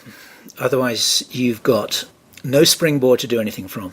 Right. Yeah. Very good, Richard. Thank you so much for granting me and thousands of other people your time, when I think you said last night as well that you were often in a blizzard of things coming at you. That's accurate. That was a beautiful analogy, and I really appreciated that. And of course, you're not the only one. So once again, thank you so much. And it's been a pleasure. It'd be interesting to have that conversation in a year's time. Maybe we'll have one before that as well. But thank you once again on behalf of everyone listening to this for everything that you do and everything that you stand for. Thank you, Bill. It was a pleasure. I really enjoyed it. Okay. Hey, that's a wrap. Thank you. Wow. Oh, my God. We went well, you allowed me to go everywhere. And, well, I hope that will be interesting to people. I might distill it down just a tiny little bit, but actually, by all means, cut whatever you want to. But, you know, that was good. And it's important, too, because it is actually tipping your hat to what I said right at the very beginning, was that there's more to everything than just this little tiny street fight that's happening in one corner of reality here. There's so much more for us all to be reminded of all the time. And so, yeah, amen to that too. This is another reason why I very much appreciated this conversation like the previous one. It didn't get personal, it didn't get dirty, we weren't slinging mud, we were talking about the bigger issues. And I think that's another example in some small way that we might be able to encourage others to do also. I completely agree with that. Also. Okay. You and I, we're in a position in this field where people listen to us. It's amazing. But they do. And so we in our last interview, which I've only gotten exceptional feedback from people about, and I think in this one, we're modeling behavior, if nothing else. Yeah. And I think that's as important as the conversation itself. Yes, it truly is. Time to go. I very much enjoyed it. I know we will stay in touch. I'm really glad that you and I have connected over this subject, because I just think that first of all, you and I have a lot that we can always have to say with each other. And I'm just glad that that we were able to do it with this. Very good. Thank you, Richard. Thank you so much. Enjoy your day. All right, my man. You too. Thanks. Okay. Right. Bye.